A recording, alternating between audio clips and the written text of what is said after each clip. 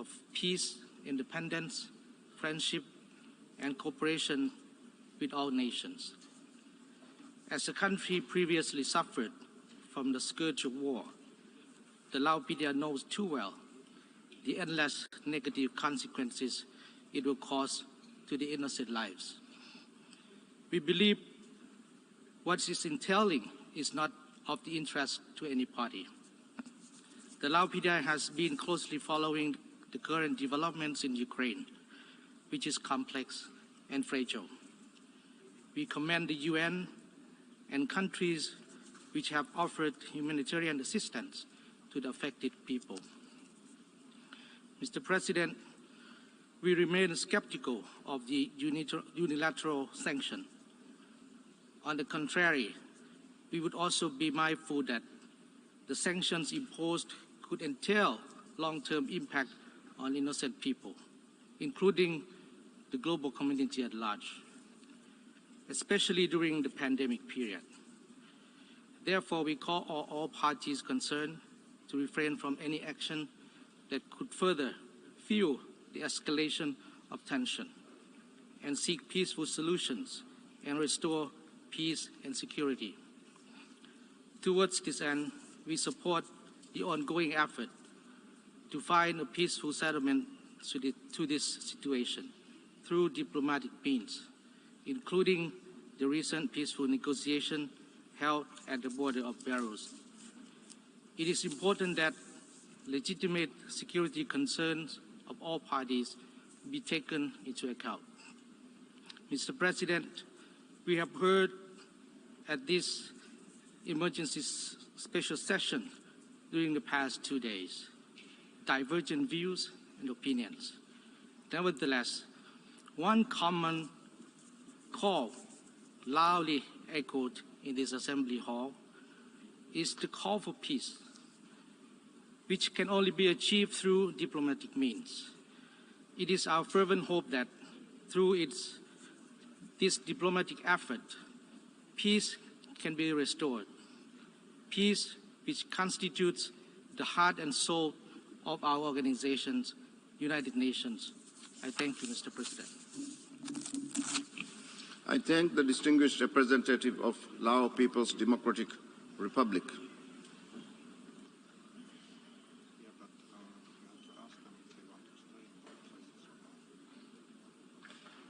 I now give the floor to the distinguished representative of Cambodia.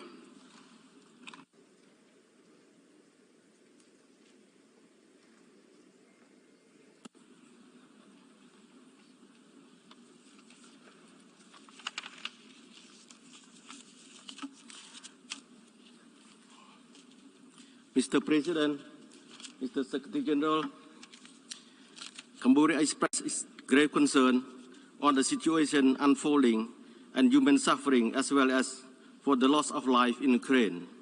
We strongly believe that a lasting peace can be achieved only through a peaceful dialogue and negotiation. All parties must ensure that all civilian and civilian infrastructure are protected. Access to humanitarian assistance to the people in and around Ukraine must be ensured during this difficult time.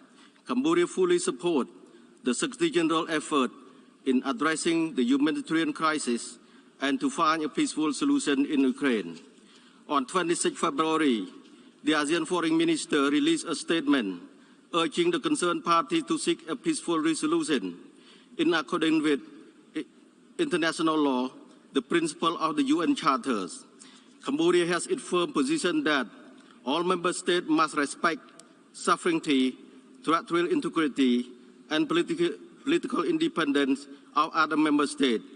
With that, Cambodia has co-sponsored the draft resolution and will vote yes.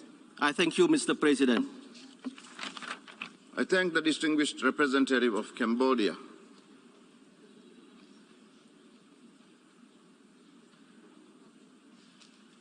And now I give the floor to the distinguished representative of Azerbaijan.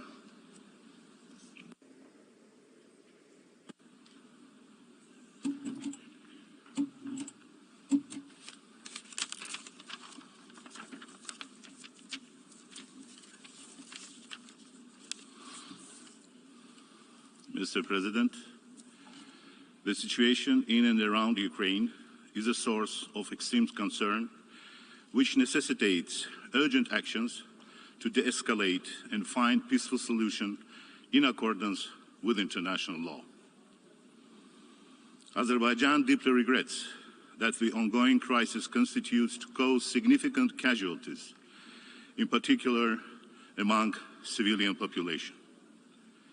We express our deep condolences to the families of those perished and wounded. We call for strict adherence to international humanitarian law. Civilian lives and civilian infrastructures must be protected and safeguarded at all times. The evolving humanitarian crisis on the ground requires expedient measures to alleviate the impact of current situation on civilians. Proceeding from this understanding, Azerbaijan has already rendered, on a bilateral basis, humanitarian assistance of medicine and medical equipment and other first-need essentials to the people of Ukraine. This situation needs to be settled through peaceful diplomatic means in full compliance with the norms and principles of international law, guiding interstate relations, including respect for the sovereignty, territorial integrity, and inviolability of borders. Strict compliance with the norms and principles of international law concerning friendly relations and cooperation among states, and the fulfillment in good faith of the obligations assumed by states are of the greatest importance for the maintenance of international and regional peace and security. Azerbaijan reiterates its call for dialogue without delay to prevent the situation from the further escalation and underlining the necessity of direct negotiations between the parties. I thank you, Mr. President. I thank the distinguished representative of Azerbaijan.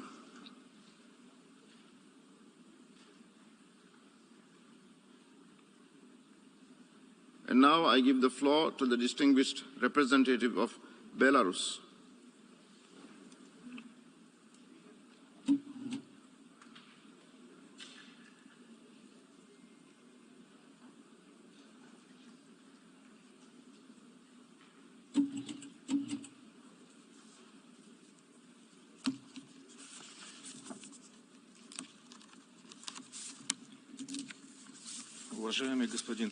President, Secretary General, the Republic of Belarus will vote against this draft resolution.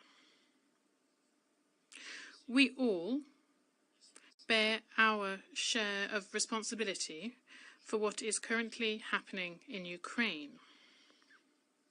8 years ago, the Minsk agreements were signed.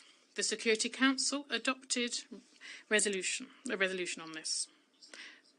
But not the Security Council, nor the General Assembly, nor the international community as a whole were able to convince or urge the Ukrainian authorities to fulfill the provisions of these documents.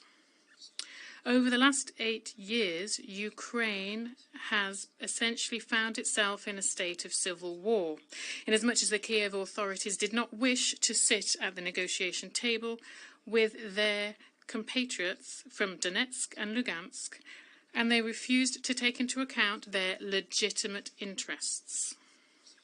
Over these last 8 years, in the Donetsk and Lugansk People's Republics, people have been dying.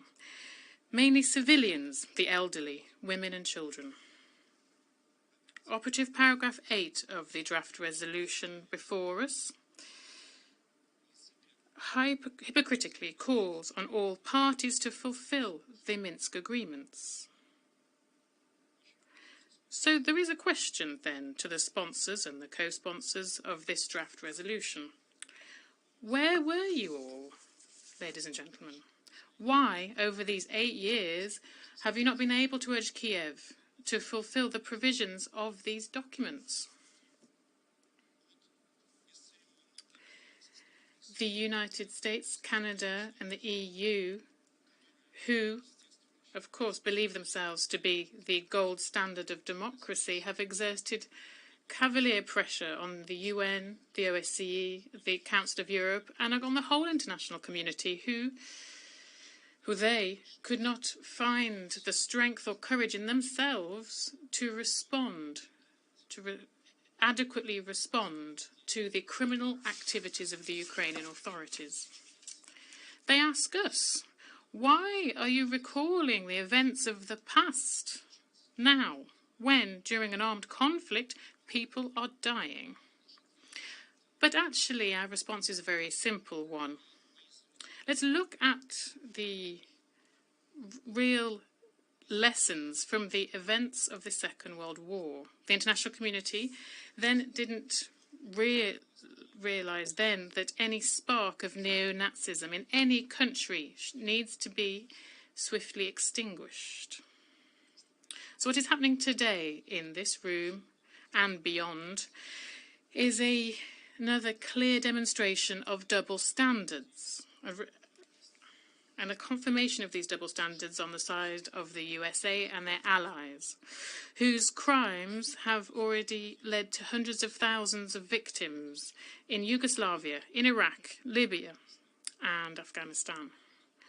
We categorically reject accusations against Belarus that we are involved in unlawful use of force against Ukraine. I will let you in on a secret. Yes, we are involved.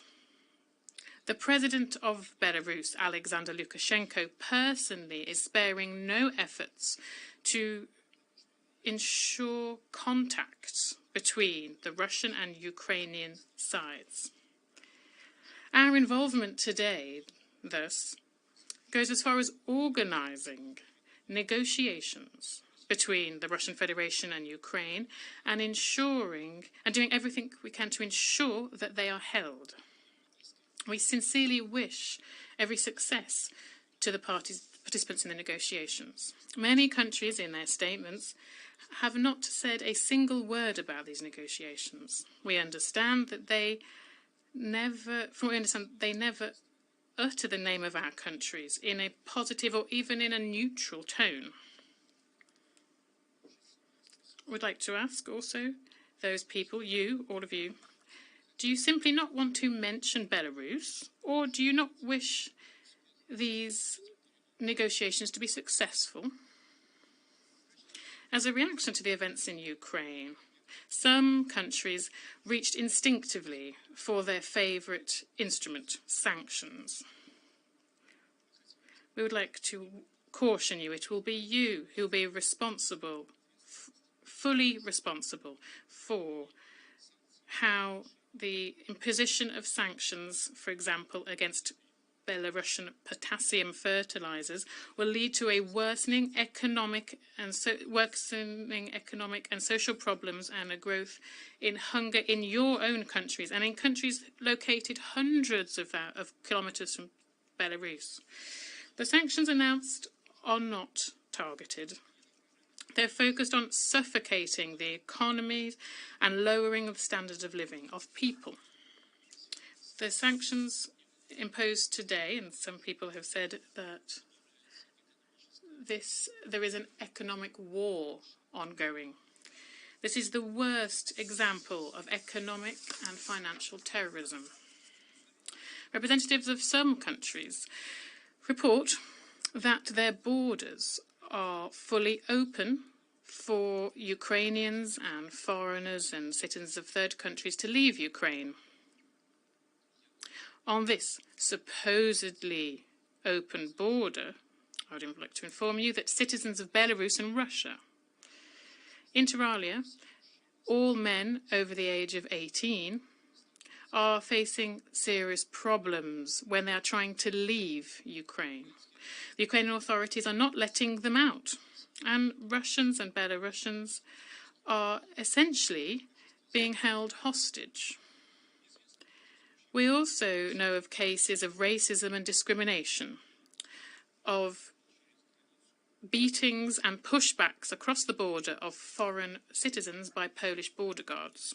On the 26th of February, Polish border guards beat up and turned back into Ukraine a group of around 100 Indian students who then were kindly placed in a refugee camp in Romania.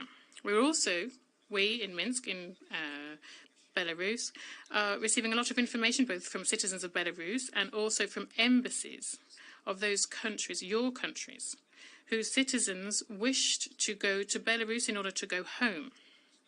On our side, the border is open. We are ready to receive both Belarusians and also to consider requests for entry for citizens of third countries. We call on the Ukrainian side to heed our calls and open a humanitarian corridor, or even one humanitarian corridor, to leave Belarus across the Belarus-Ukrainian border.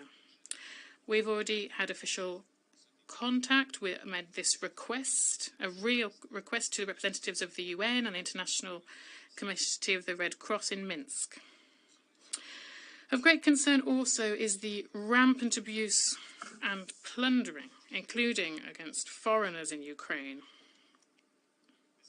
The uncontrolled distribution of weapons has already led to a sharp spike in violence and robberies. The normal people are victims of this. For example, long-distance drivers who are simply carrying out international goods delivery. Some of them have already died. So why are you all staying silent about this? Indeed, as much as we know, at the level of the leadership of the African Union, a statement on this has already been made. Belarus lost a third of its population in the Second World War. We know full well the price of human lives. We mourn all of those who've died over the last 8 years in the Donetsk and Lugansk People's Republics and in Kiev. We mourn those people who were burned alive in Odessa. We mourn all of those who are dying today. Only negotiations can put an end to this bloodshed. Belarus has already done a lot and will continue to do everything it can to find a resolution to the conflict. In any war, each side has its own truth. Every war has its own dynamics, and as it drags on, becomes crueler, which we are seeing indeed today. We are all drowning in a sea, in a flood of lies and disinformation, which is being spread by information terrorists. I can't call them anything else. The vast majority of these, at the same time, are sitting comfortably in armchairs, in offices, thousands of kilometres from the military clashes. In a few minutes, we will all move to a vote on this draft resolution. However, this draft should only contain one paragraph, not written in UNese, but in normal human language. It should contain a call for an immediate cessation of hostilities and for negotiations to take place. I do understand that each and every one of you have your instructions from your capitals. I also know that some of you have been pressured to vote for this draft. I don't have any illusions as regards what the outcome of our vote will be. But nevertheless, I do ask you to think once again and vote according to your conscience, although I understand that one can lose one's job at the UN for voting with one's conscience. Thank you for your attention. I thank the distinguished representative of Belarus.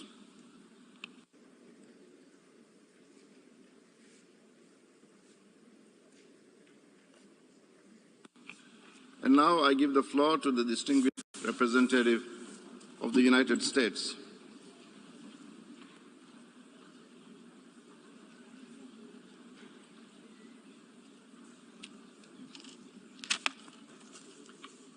Mr. President,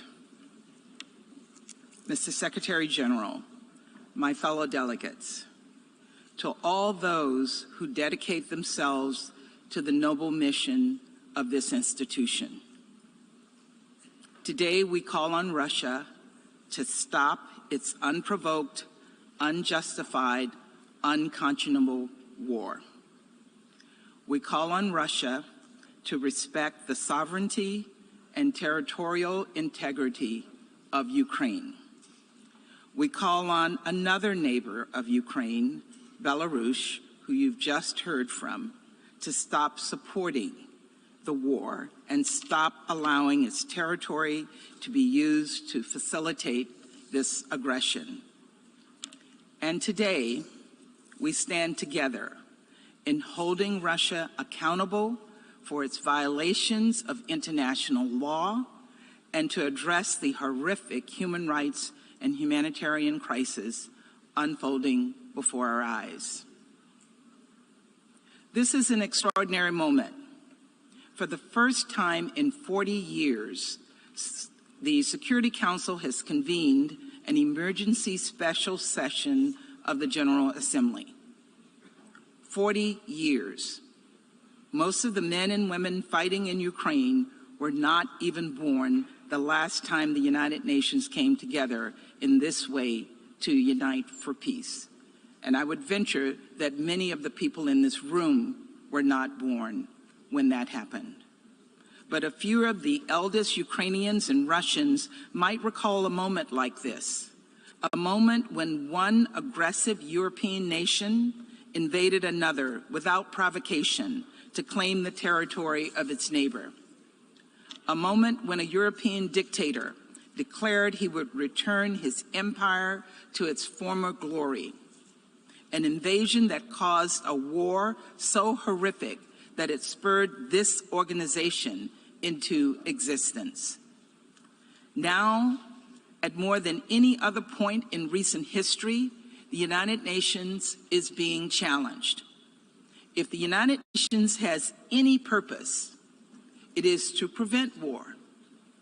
It is to condemn war, to stop war. That is our job here today. It is the job you were sent here to do, not just by your capitals, but by all of humanity. A lot has happened very quickly to bring us to this unique moment. It was barely a week ago when, in the dead of night, President Putin launched a full-scale invasion of our fellow UN member state. At the very moment the Security Council was holding an urgent meeting attempting to foster diplomacy and de-escalation. As the Security Council discussed peace, Putin declared war. Ukraine has defended itself with great courage and vigor. As President Biden said in his State of the Union address last night, President Putin, and I quote, met a wall of strength he never imagined. He met the Ukrainian people. But the brazen and indiscriminate nature of Russia's attack has had devastating, horrific consequences for the entire country. Russia has bombed residential apartment buildings. It has bombed sacred burial grounds. It has shelled kindergartens and orphanages and hospitals. Russia has spurred mass hunger and caused so many to flee their homes. The latest UN estimate are marching toward 1 million people. We thank the countries who have opened their borders, who have opened their hearts, opened their homes to those fleeing Ukraine. And I want to echo the UN Refugee Agency's call to help and welcome all those fleeing conflict without regard to race or nationality. Refugees are refugees. For those who remain, Russia is destroying critical infrastructure, vital services which provide millions of people across Ukraine with drinking water to stay alive, gas to keep people from freezing to death. And now it appears Russia is preparing to increase the brutality of its campaign against Ukraine. We've seen videos of Russian forces moving exceptionally lethal weaponry into Ukraine, which has no place on the battlefield. That includes cluster munitions and vacuum bombs, which are banned under the Geneva Convention. We all have seen the 40-mile-long lethal convoy charging toward Kyiv. President Putin continues to escalate, putting Russia's nuclear forces on high alert, threatening to invade Finland and Sweden. At every step of the war, Russia has betrayed the United Nations. Russia's actions go against everything this body stands for. People across the world have already united together in exactly the way this General Assembly must do today. Protests and vigils against Russia's war and in solidarity with Ukraine, marked with blue and yellow, have sprung up across the globe. These are protests for peace. From Bangkok to Budapest, from Berlin to Buenos Aires, from Sydney to Seoul, from Calgary to Cape Town, and even in Moscow and Minsk. People everywhere are standing up to call for President Putin to stop this attack. The Russian people are themselves asking how many lives Putin will sacrifice for his cynical ambitions. And they are appalled at the answer. To the Russian protesters, I say thank you. Thank you for your bravery. To the Russian soldiers sent to the front lines of an unjust, unnecessary war, I say your leaders are lying to you.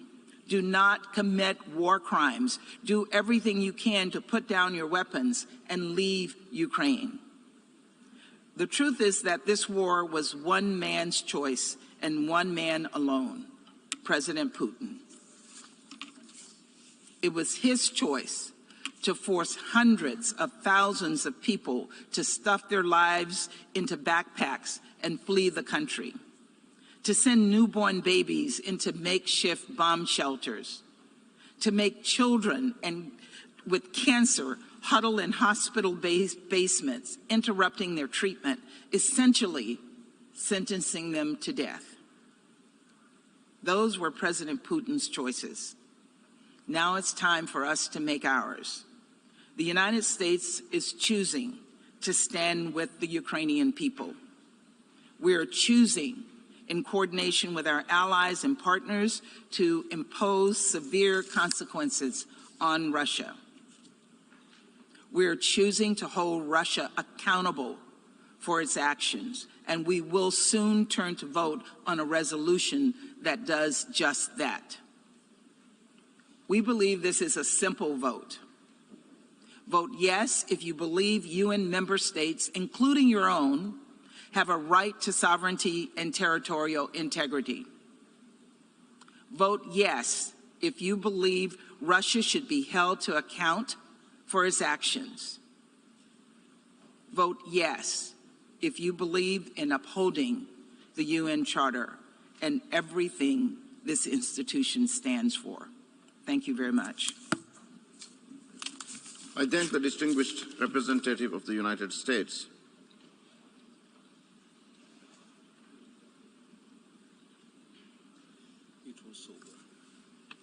And now I give the floor to the distinguished representative of the Observer State of the Holy See.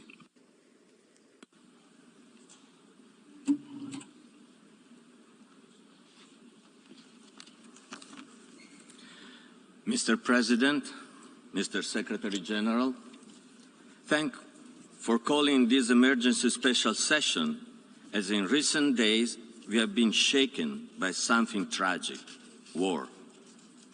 The Holy See joins the many member states and millions across the globe who call for the immediate cessation of hostilities in Ukraine and the return to diplomacy and dialogue. Mr. President, the organization has founded to save succeeding generations from the scourge of war and live together in peace with one another as good neighbors. It is the duty of all states to seek to resolve disputes through negotiation, mediation, or by other peaceful means, even when war has commenced. Mr. President, last Sunday, Pope Francis expressed his closeness with all who now suffer as a result of the conflict, stressing that, and I quote, "It is urgent to open humanitarian corridors, and those fleeing must be welcomed." With heart broken by what is happening in Ukraine, and let us not forget the wars in other parts of the world, I repeat, put down your weapons. Those who love peace reject war as an instrument of aggression against the freedom of other peoples and as a means for the settlement of international disputes. End of quote. The Holy See wishes to express, also in this forum, its appreciation to those states which are offering humanitarian assistance to those in need, both in Ukraine and in neighboring countries, in which many Ukrainians have sought safety. Mr. President, Pope Francis has called on believers and non-believers alike to observe this Wednesday, 2nd of March, as a day to be close to the suffering of the Ukrainian people, to feel that we are all brothers and sisters, and to implore of God the end of this war. The Holy See is convinced that there is always time for goodwill. There is still room for negotiations. There is still a place for the exercise of a wisdom that can prevent the predominance of partisan interest, safeguard the legitimate aspiration of everyone, and spare the world from the folly and horrors of war. May this emergency special session advance efforts that help attain this end. Thank you, Mr. President. I thank the distinguished representative of the Holy See.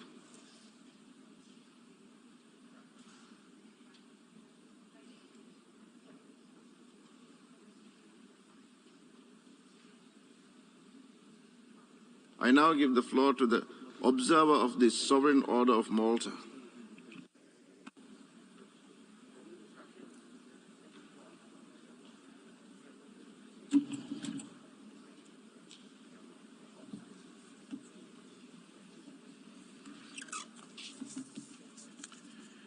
Mr. President, Mr. Secretary General, distinguished representatives, the Sovereign Order of Malta, a sovereign entity which provides global humanitarian aid with a special mission to serving the sick and the poor, has observed with great sadness and regret the ongoing conflict which has impacted the lives of so many citizens of Ukraine and which is currently created an unprecedented flow of refugees seeking peace and security across their nation's borders. In 8 years of conflict, the Order's embassy to Ukraine has provided considerable support, advice, and material help to Ukrainian citizens and to non-Ukrainian residents of the country who are in need. The current crisis is seeing multiple cities and towns attacked and bombed, forcing families to leave their homes and seeking shelter elsewhere. Our representatives and ambassadors in the region report that while refugees have sufficient means to travel and find refuge on their own, or enjoy dual citizenship with nearby nations, the majority do not have the resources to provide for themselves without support. UN agencies predict that a potential refugee exodus of over 6 million persons might well be the outcome of this situation. In the meanwhile, many elderly people and those who are sick or disabled in some way are unable to escape the bombing and the stress that accompanies civil unrest. Our concern, obviously, is for them as much as it is for those who have managed to leave. Our staff and volunteers in major population centers within Ukraine continue to provide assistance as much as is feasible, given the ongoing security and safety problems. This past weekend, we held a summit of our regional ambassadors and aid providers under the auspices of our international relief agency, Malteser International. At that time, we were able to review both the growing extent of the refugee crisis as well as the initiatives we are taking to support the growing swell of primarily mothers and children and a small number of senior citizens. As of this morning, it is estimated that almost 700,000 individuals have made the journey across the borders of Poland, Slovakia, Romania, Hungary, and Moldavia. And each day that the conflict continues, the flow of anguished families will grow. We have seen some nations go out of their way to welcome these individuals and to help them through the trauma. Our Order of Malta staff along the border with Ukraine totals over 5,000 personnel, with tens of thousands of volunteers doing everything from serving hot food and drink, caring for the victims of injury and accident, providing counseling and emotional support, and assisting in securing of short-term accommodation. Volunteers from locations away from the border, many of them from other countries, representing churches and community groups, have driven their cars and vans to provide transportation to new arrivals to ensure that they are given every opportunity to find a place to stay. We are coordinating our activities with international aid agencies, such as the Red Cross and the UNHCR, and are engaged in an international fundraising program to ensure that adequate resources continue to be available for the support and maintenance of those in need. We are encouraged that the UN Human Rights Council in Geneva will be holding a debate on human rights in Ukraine today. Representatives from our government will be participating in this important discussion. We appeal to nations of goodwill to appreciate the trauma experienced by all refugees. In particular, we appeal to countries who are receiving refugees to extend the same welcome they're offering Ukrainians, to those of other national and ethnic groups who have been caught in this conflict and who are seeking security. The offer of help and support must cross ethnic, racial, and cultural lines and not be tainted by discriminatory acts or attitudes. This conflict in Europe drives home the realization that the issues of internally displaced persons and the needs of refugees forced from their homes affects the whole world: Africa, the Middle East, Asia, Latin America, and now Europe. Thank you for your attention. I thank the observer of the Sovereign Order of Malta for the statement.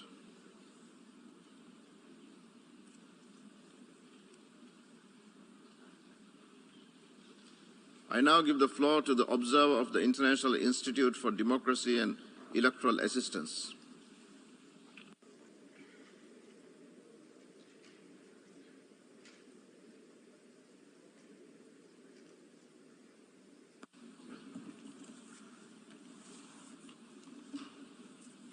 Mr. President, Mr. Secretary General, Excellencies, International IDEA strongly condemns the unprovoked war of aggression waged by the Russian Federation with the involvement of Belarus against Ukraine, a sovereign nation and a democracy. This is in breach of international law and international agreements and a rules-based international order that underpins the shared objective of global peace and the existence of organizations such as International IDEA. The invasion order by the President of the Russian Federation, Vladimir Putin, is a blatant violation of the UN Charter. As firm believers in the rights of peoples to exercise their fundamental rights and freedoms, we convey our full support to and solidarity with the people of Ukraine. They are innocent victims of this aggression. We salute the brave partners and democracy activists with whom International IDEA has engaged in recent years when Ukraine made huge progress towards being a stable and thriving democracy. We call on the international community to spring into action to protect them and mitigate the humanitarian consequences of the invasion. We cannot fail to note that the military operation was launched while the UN Security Council was meeting to discuss the crisis. We reiterate our firm belief that international crises should be addressed through the means of multilateral diplomacy and resolved on the basis of the principles of the Charter. It is particularly unfortunate that this naked rejection of these principles happens during a pandemic that has rendered evident the need for increased global cooperation to make the world governable and to achieve justice for all. In these days, we are witnessing what an unchecked ruler, for decades trampling fundamental rights and freedoms of his own citizens, can do to undermine peace and democracy beyond his own borders. Ukraine is a country that has successfully reached democratic standards over the past 2 decades, from respecting media freedoms to free and fair elections, local democracy, and the fight against corruption. It is no wonder President Putin is scared of such democratic vibrancy at his doorstep. This is a pivotal moment for Democrats all over the world to stand united in support of Ukraine. It is also the moment to reinforce action to counter and to prevent the rise of authoritarian regimes elsewhere, which cannot survive without kleptocracy and the systematic violation of human rights and freedoms. We call on Russia to immediately withdraw its military forces and fully respect Ukraine's sovereignty. Revanchist interpretations of history and attempts to change borders based on ethno-nationalist fantasies offer not a luminous path for humanity, but a route towards darkness and endless cycles of violence. They certainly don't provide any hope to the younger and unborn generations that will bear the brunt of the climate crisis, or to the billions of vulnerable people around the world that are yet to realize the promise of a life free from fear and want, and the promise of the Agenda 2030. Those are the real challenges of our age. We encourage the UN Secretary General, Antonio Guterres, to make use of his good offices to advance ceasefire talks, humanitarian access to the war-affected areas, and protection of civilians, and particularly the most vulnerable ones. We urge UN member states to adopt and enforce sanctions against the Russian Federation until withdrawal of their forces from Ukraine and the full restoration of its territorial integrity. We urge UN member states to do whatever it takes in compliance with the principles of the UN Charter to stop this war and prevent any further escalation of conflict. International IDEA will do its part in collaboration with the United Nations, our member states, and other democratic governments and organizations to protect in Ukraine and elsewhere the principle that every country has a right to freely determine its own fate on the basis of the will of the people, freely expressed. Democracy's institutions and processes are the best means to protect the right. Today, we must stand up for these principles. Today, we must stand up for Ukraine, which embodies these principles and defends them to our greatest respect. Diakuyu, thank you. I thank the distinguished observer of the International Institute for Democracy and electoral assistance. We have heard the last speaker in the debate on this item. The General Assembly has thus concluded this stage of the consideration of Agenda Item 5. The Assembly will resume its consideration of Agenda Item 5 entitled Letter dated 28 February 2014 from the Permanent Representative of Ukraine to the United Nations, addressed to the President of the Security Council S/2014/136, to take action on a draft resolution issued as document A/ES-11/L1. I now give the floor to the distinguished representative of Ukraine to introduce draft resolution A/ES-11/L1.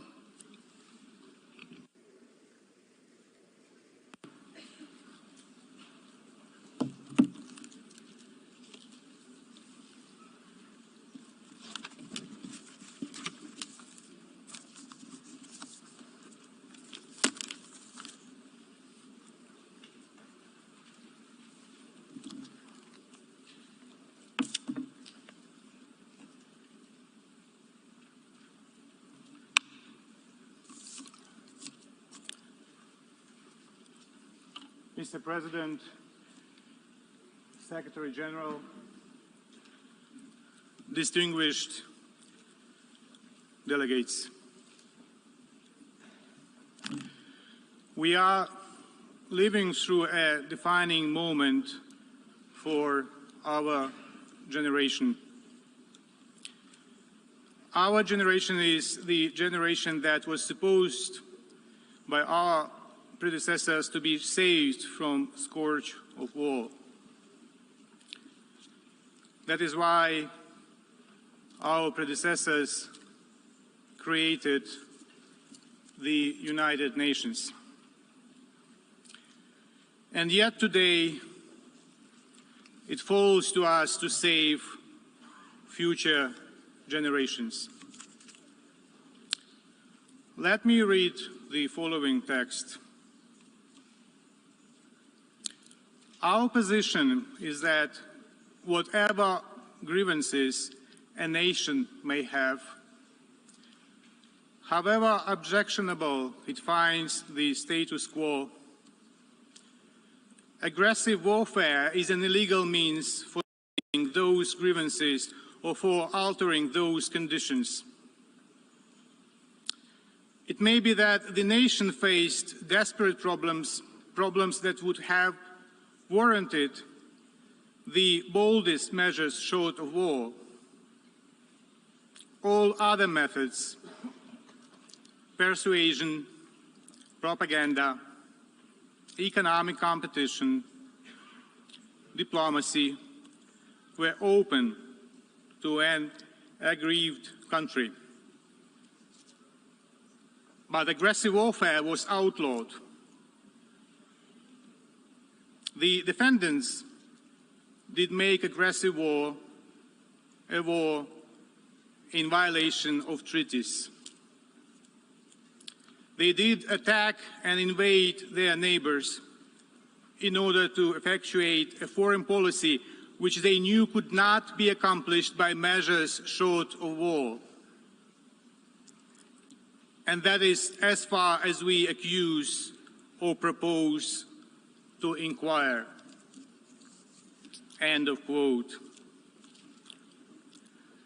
Said in his opening statement to the International Military Tribunal on November 21, 1945, in the Palace of Justice at Nuremberg, Justice Robert Jackson, Chief of Counsel.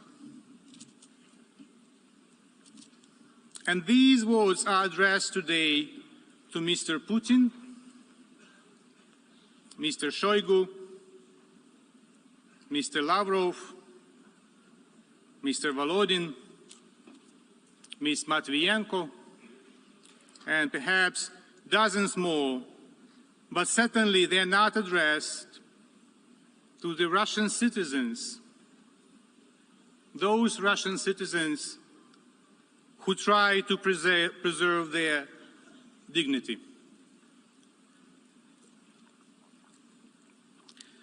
For almost a week, Ukraine is fighting under the bombs and missiles, fighting in the face of armadas of hardware and countless crowds of enemies. They have come to the Ukrainian soil not only to kill some of us, not only to shift our course and priorities. They have come to deprive Ukraine of the very right to exist. They have come to resolve the Ukrainian issue, as their propagandists claimed. Just stop and think whether these words remind you of something. Yes, more than 80 years ago, another dictator tried to finally resolve the issue of another people. He failed. When the world responded in a resolute and united manner, it was happened immediately, and the delay costed dozens of millions of people. Are we ready to pay such a price now? Or is it time to demonstrate the unity of purpose and deeds already now? We appreciate all manifestations of such unity and solidarity with Ukraine. I would like to express gratitude to all member states that support Ukrainians in their battle for freedom. I would also like to thank those member states that accepted Ukrainian refugees, mostly women and children. More than 500,000 have already fled from Russian missiles and shells. I will not recite all facts of new war crimes and crimes against humanity that the Russian troops have committed since my previous statement 2 days ago. The list is so long that it will run out of time. The crimes are so barbaric that it is difficult to comprehend. Facing the total resistance of the Ukrainian population, Putin's regime has proceeded to widespread use of indiscriminate weapons such as multiple rocket launchers and aerial bombs against the residential areas. Ukrainians are being killed by Russian ballistic missiles and thermobaric weapons. Just yesterday, Kyiv, Kharkiv, Zhytomyr, Mariupol, Melitopol, and many other cities and towns sustained heavy shellings that killed dozens of innocents, including children. Ukraine deeply regrets that a student from India has become a victim of this shelling by the Russian armed forces in Kharkiv. We offer our deepest sympathies to India and the relatives of the victim. A Chinese citizen was also injured in another Ukrainian city because of Russia's deadly attacks. The Ukrainian and foreign citizens have become hostages of the Russian armed aggression against Ukraine. In Kyiv, Russian murderers hit the city TV tower, killing 5 passerbys. One of the missiles dropped on the Babin Yar Holocaust Memorial, a sacred place of commemoration of Jews, Ukrainians, Roma, and representatives of other ethnic groups killed by Nazis during the World War II. What an irony when victims of Nazis are being killed for the second time by Nazi modern followers. As the President of Ukraine asked, what was the point of repeating the slogan, never again in 80 years? It's already clear that the goal of Russia is not an occupation only. It is genocide. On 7th and 8th of March 2022, the International Court of Justice will hold public hearings in the case concerning allegations of genocide under the Convention on the Prevention and Punishment of the Crime of Genocide, Ukraine versus Russian Federation. Also, the prosecutor of the International Criminal Court has decided to proceed with opening of a formal investigation into the situation in Ukraine. Unprovoked escalation of Russian aggression against Ukraine gives reasons to believe that crimes within the jurisdiction of the ICC continue to be committed on the territory of Ukraine. Along with the situation in Crimea and Donbass, recent events suggest that aggressors' troops continue to commit war crimes and crimes against humanity. Dear colleagues, one might consider observing the bloodshed in Ukraine that it is not my war. It is a mistake. The evil will never stop. It requires more and more space to conquer. If tolerated, it advances further and further. The draft resolution is one of the building blocks to build a wall to stop it, to stop in Ukraine and not to let it go further. The wall that will protect all of you, in particular younger generations. Distinguished delegates, by voting today, you also reconfirm your country's commitment to the UN Charter. After the vote, I invite you, ambassadors and representatives, to stop by the Indonesian lounge and to sign this little blue book. Little but of global magnitude. Every vote in favor of the resolution and every signature of country that voted in favor would be a historical reconfirmation of the Charter. It is very easy, ladies and gentlemen, to sign the Charter at time of peace. It is the duty to sign and reconfirm and implement the Charter at the time of war. So stop by the Indonesian lounge, put the name of your country if you voted in favor, and after you sign this book, I will hand it over to the Secretary General for keeping the book in his office, in front of him. So at every single moment, the Secretary General will get an inspiration from the overwhelming majority of nations who still trust in the UN, who still trust in the UN Charter.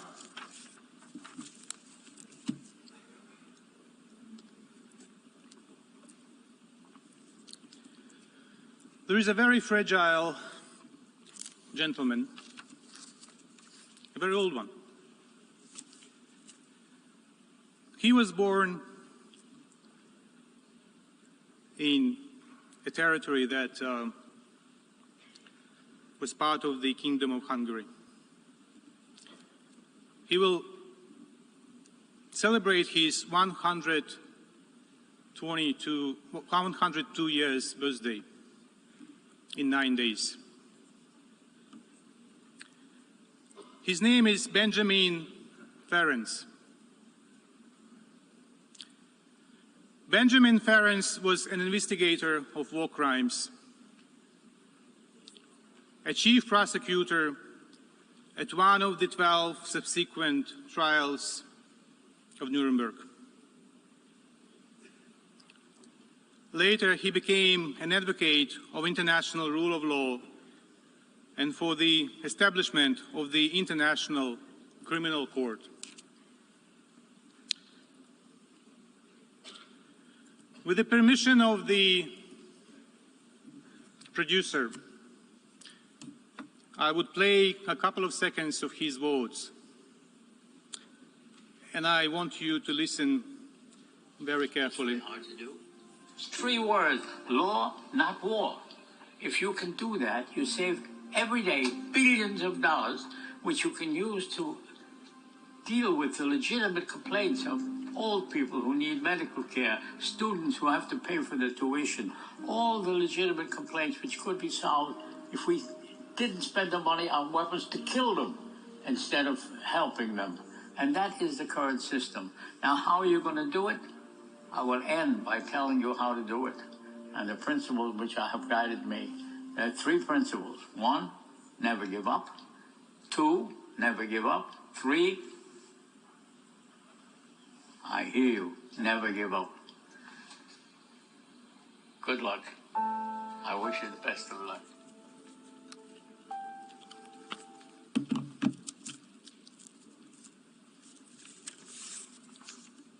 Please show respect.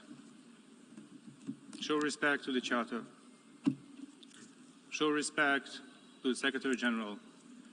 Show respect to this gentleman who will celebrate 102 years since his birthday. I call upon all responsible member states to support the draft. Thank you.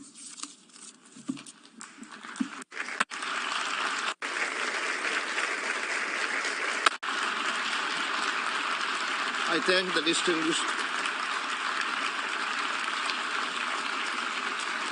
distinguished representative of Ukraine.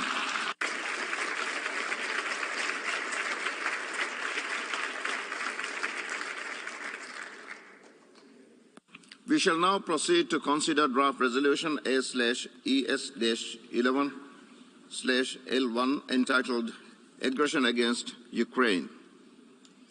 Before I open the floor for explanations of vote before the vote, may I remind delegations that explanations of vote are limited to 10 minutes and should be made by delegations from their seats. I give the floor to the distinguished representative of Russian Federation.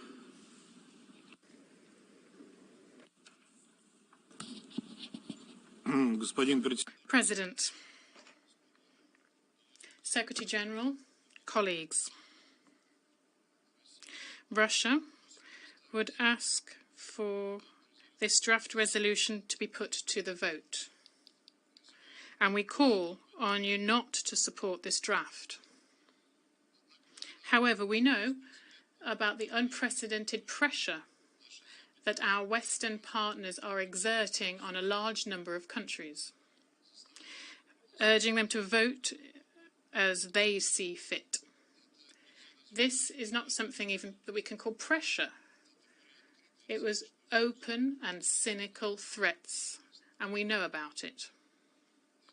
This document will not allow us to end military activities. On the contrary, it could embolden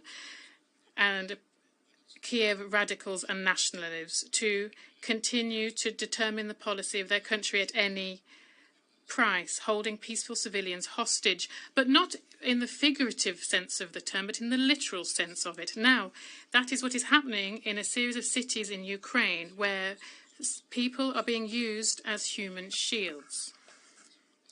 Today, we've learned that in the Ukrainian military are not allowing citizens of Mariupol to leave the city.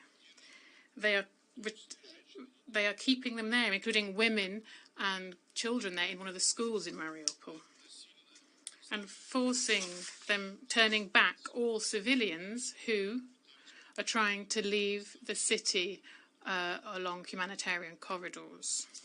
We also know about planned nationalist battalions who are planning provocations, which they have been preparing with the participation of civilians, so that then they can accuse Russia of having carried them out. Running against norms of international humanitarian law, and military hardware is being placed in residential areas, as well as rocket launchers and artillery. Today, we will provide examples of this to the UN leadership, who are still asserting that they don't have this kind of evidence, although videos taken by Ukrainian citizens are freely available on the internet. Responsibility for this fully lies with the Ukrainian authorities, much like for the irresponsible and criminal distribution of weapons to anyone who wants one, including those who have been released from prison. This has already led to many cases of robbery, murder and plundering. Colleagues, your refusal to support today's draft resolution as a vote for a peaceful Ukraine, free from radicalism and neo-Nazism, living in peace with its neighbours and refusing to be managed from outside. This was the aim of our special military operation, who the sponsors of this resolution tried to present as aggression. We heard from the Ukrainian representative words about Nazism, but he didn't mention the rampant neo-Nazism in Ukraine itself and the rampant neo-Nazis and neo-nationalist radical organisations about torch-lit processions and those who support Hitler. Those who are interested in the development of the Ukrainian crisis and how it has developed very much understand where it came from. In actions today, we're trying to stop the 8-year war of the Maidan regime on the people of Donbass. Over the last years, our country has done everything it can, and things are impossible to avoid this kind of scenario. We, according to the Secretary General, have left no stone unturned and knocked on every door. However, we were not listened to. Those living in Donbass are still being bombed. They don't plan on stopping at 14,000 victims, the vast majority of which are living in the LPR and DPR, were living in the LPR and DPR. The aim of our special operation is announced on the basis of Article 51 of the UN Charter and will be achieved. However, we are not carrying out strikes on civilian facilities and civilians. Don't believe the large number of fakes spread around the internet on this. These fakes have only distributed like biscuits at operation centres, special operations of Ukraine, and this centre was destroyed. A peaceful scenario for Ukraine could happen if the radicals concern about preserving civilian lives in their country and rather than hiding behind them.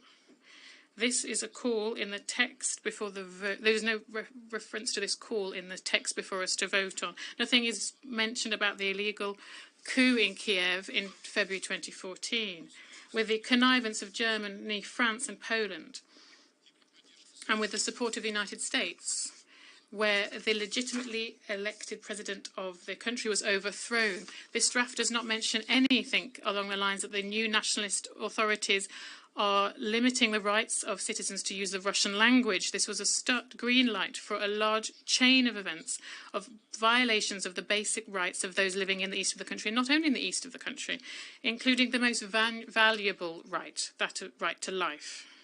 Many of you don't want to hear about this, about the tragedies happening in Ukraine after the Maidan coup in 2014. And those people who burnt alive in Odessa, and the crimes of those who didn't agree, against those who didn't agree with them. And the most blatant example of this was the war against Donbass rolled out by Kiev. There's nothing in the document either that over the last 8 years, Europe and the US have been pumping the Ukraine with weapons so that those people can kill civilians in Donbass. And the loyal authorities in Kiev are fully ignoring the Minsk agreements and sabotaging Security Council Resolution 2202. Finally, this draft is a clear attempt of those who, over the last decades, have committed huge numbers of aggressions, illegal and international law, as well as coups, one of which indeed was the Maidan coup in Ukraine. They present themselves as champions of international law. Thank you. I thank the distinguished representative of the Russian Federation, and now I give the floor to the distinguished representative of Serbia.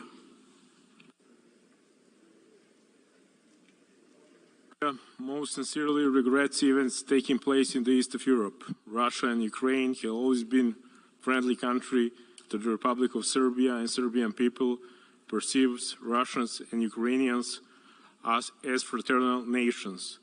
We felt loss of life of each man in Ukraine is true tragedy. The Republic of Serbia is committed to observing principles of territorial integrity and political independence of states as one of the basic principles of international law based on UN Charter and Final Act from Helsinki from 1975, which guarantees the right of states to inviolability of borders, just like it is committed to the preservation of sovereignty and integrity of its own territory. The Republic of Serbia, likewise, advocating respect for territorial integrity of other sovereign nations, and regardless of not agreeing with all formulation stated in resolution, will vote in favor of resolution. I am obliged to point to PP 13 and remind that the first attack against a sovereign state on the soil of Europe after the Second World War took place not so long ago, in 1999, when 19 countries attacked, at that time, Federal Republic of Yugoslavia, primarily Republic of Serbia, when there was no appropriate reaction of such distinguished institution to this flagrant violation of UN Charter, despite the fact they still suffer from consequence of severe violation of fundamental principles of international law by others. Serbia is not giving up these principles even today. The Republic of Serbia will continue to advocate termination of conflicts, expecting that the parties will invest additional efforts into reaching diplomatic solution and creating conditions for peace throughout dialogue. Serbia will provide all kinds of humanitarian aid to endangered Ukrainian citizens while remaining committed to peace and consistent respect for international law. Thank you. I thank the distinguished representative of Serbia. And now I give the floor to the distinguished representative of Syrian Arab Republic.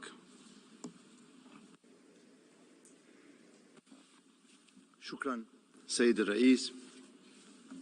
Thank you, Mr. President. Mr. President, the draft resolution before us today clearly represents a prejudiced attitude based on political propaganda. It's a means of political pressure. Those who prepared the draft resolution incorporated an aggressive language against the Russian Federation to belittle its legitimate stand based on its security concerns and its right to protect its people from the threats to national Russian security. Belarus is also impacted by this draft resolution. This draft resolution represents a flagrant political hypocrisy. Had the US and its Western allies been serious in de-escalating the situation, they would have fulfilled the promises they undertook 3 decades ago, not to expand EU and transform Ukraine into a continuous threat to the Russian Federation. And they should have pressured Ukraine to abide by Minsk and to stop the violations against the civilians in Donbass, let alone those countries' eagerness to supply Ukraine with heavy weaponry and missiles, encouraging volunteers to fight in Ukraine. This indicates the clear-cut desire of those countries for provocations and not for containment and de-escalation. This draft resolution coincides with a huge media campaign to spread erroneous information and lies. It's not designed to find a clear-cut and real solution for the crisis, rather to defame the Russian Federation. It is a text that is full of loopholes and untruths. It ignores the real reasons for the escalation of tension and for the eruption of hostilities. Those who are eager to defend the Charter of the United Nations now today, they should have shown the same eagerness vis-à-vis Israel's continued occupation of the Arab territories and the aggression committed by the Turkish forces against our territory. What about the U.S. violations of the territorial integrity of our land, Syrian territories?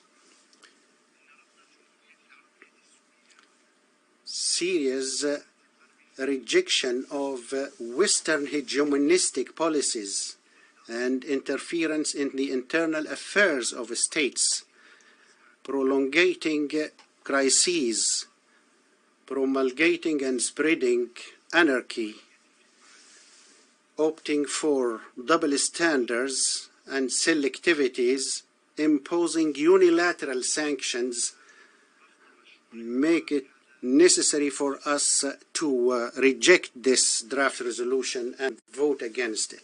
Thank you, Mr. President. I thank the distinguished representative of Syrian Arab Republic. And now I give the floor to the distinguished representative of St. Vincent and the Grenadines. Mr. President, it is clear from the debate over the past 2 days that the membership of the United Nations is united in its call to end the war in Ukraine and return to diplomacy. St. Vincent and the Grenadines wishes to offer an explanation of its vote on the draft resolution before us today. Mr. President, St. Vincent and the Grenadines will vote in favor of the draft resolution. We will vote in accordance with our steadfast commitment to upholding the purposes and principles of the United Nations Charter, which form the core of multilateralism and gave birth to our United Nations 76 years ago. It bears repeating, Mr. President, that these principles underscore respect for sovereignty, political independence, and territorial integrity of states and enjoin member states to refrain from the threat or the use of force in the conduct of their international relations. Our support for the draft resolution is rooted in our conviction that the strict adherence to international law, including international humanitarian and human rights law, and the principles of peace, dialogue, and compromise for the preservation of humanity is not optional. As a small island developing state, full compliance with the bedrock principles of international law remains an existential issue. We take the floor again, Mr. President, to repeat our call for these principles to be applied consistently and upheld as universal truths, instead of selective, uneven, and unpredictable tools to further great power ambition anywhere and by anyone. Historically, and in recent times, we have witnessed the naked hypocrisy, double standards, and cynical misapplication of international law, which we have condemned. Today, we strongly emphasize that our august assembly should apply the fundamental principles of our charter impartially, irrespective of the size, economic, and military power of the principles involved. Mr. President, in the midst of prevailing global challenges, such as the climate crisis and the COVID-19 pandemic, we simply cannot afford another conflict. War does not manage grievances. St. Vincent and the Grenadines, therefore, calls for an immediate ceasefire to avert further bloodshed, human suffering, and a global catastrophe, and to engage in peaceful dialogue to find a solution to this war post-haste. Today, we must unite for peace. Thank you, and peace profound to all. I thank the distinguished representative of St. Vincent and the Grenadines. We have heard the last speaker in explanations of vote before the vote. Before proceeding to take a decision on draft resolution A/ES-11/L1, I wish to address the question concerning the majority required for the adoption of the draft resolution. In light of Article 18, paragraph 2 and 3 of the Charter of the United Nations, is there any objection to taking action on draft resolution A/ES-11/L1 by a two-thirds majority of the members present and voting? I see no objection. The two-thirds majority of members present and voting is therefore required for the adoption of draft resolution A/ES-11/L1. The Assembly will now take a decision on draft resolution A/ES-11/L1 entitled Aggression Against Ukraine. For your information, the draft resolution has closed for e-sponsorship. I now give the floor to the representative of the Secretariat. Mr. President, I should like to announce that since the submission of the draft resolution, and in addition to delegations listed on the L document, the following countries have also become the co-sponsors of A/ES-11/L11, Barbados and Cambodia. If any other country wish to co-sponsor A/ES-11/L1, please signify by pressing the microphone button now.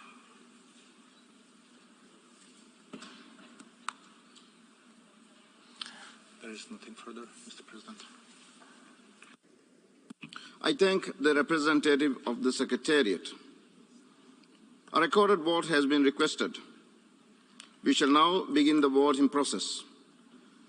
Those in favour of draft resolution A/ES-11/L1, please signify. Those against, abstentions.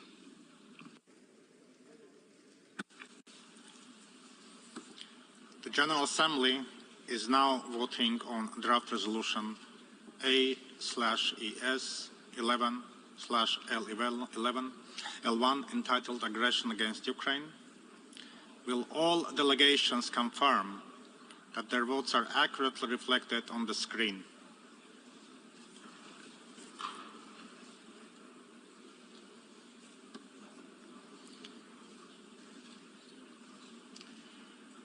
The voting has been completed.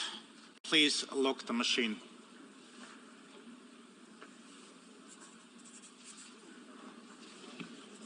The result of the vote is as follows.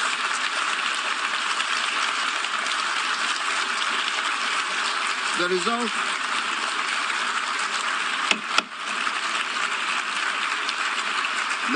of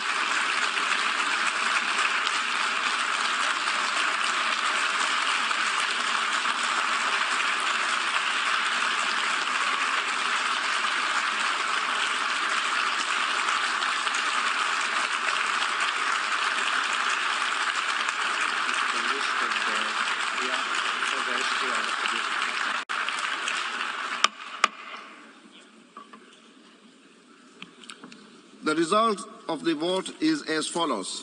In favour, 41, against 5, abstentions 35. Draft resolution A/ES-11/L1 is adopted.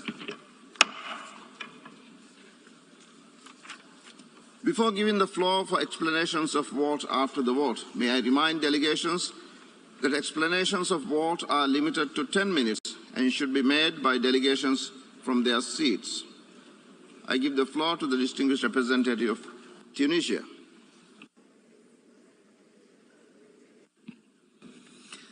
شكرا سيد الرئيس. Thank you, Mr. President. Mr. President, Tunisia voted in favor of the draft resolution in support of the principles and values of the UN Charter on which our foreign policy is based. We would like to emphasize that the crisis must be settled by peaceful means, which is the ideal solution to prevent further aggravation of the situation and further human tragedy.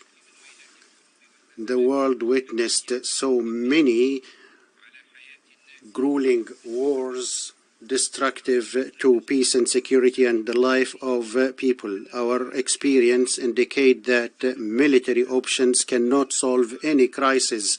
Dialogue and negotiations can settle all differences and finding compromises. The current crisis in Ukraine comes at a time the world was getting out of COVID-19 and prepare itself for a new stage based on solidarity, cooperation, and effective engagement in multilateral action and achieving our common agenda. We believe that the world cannot undertake or cannot burden itself by further crises.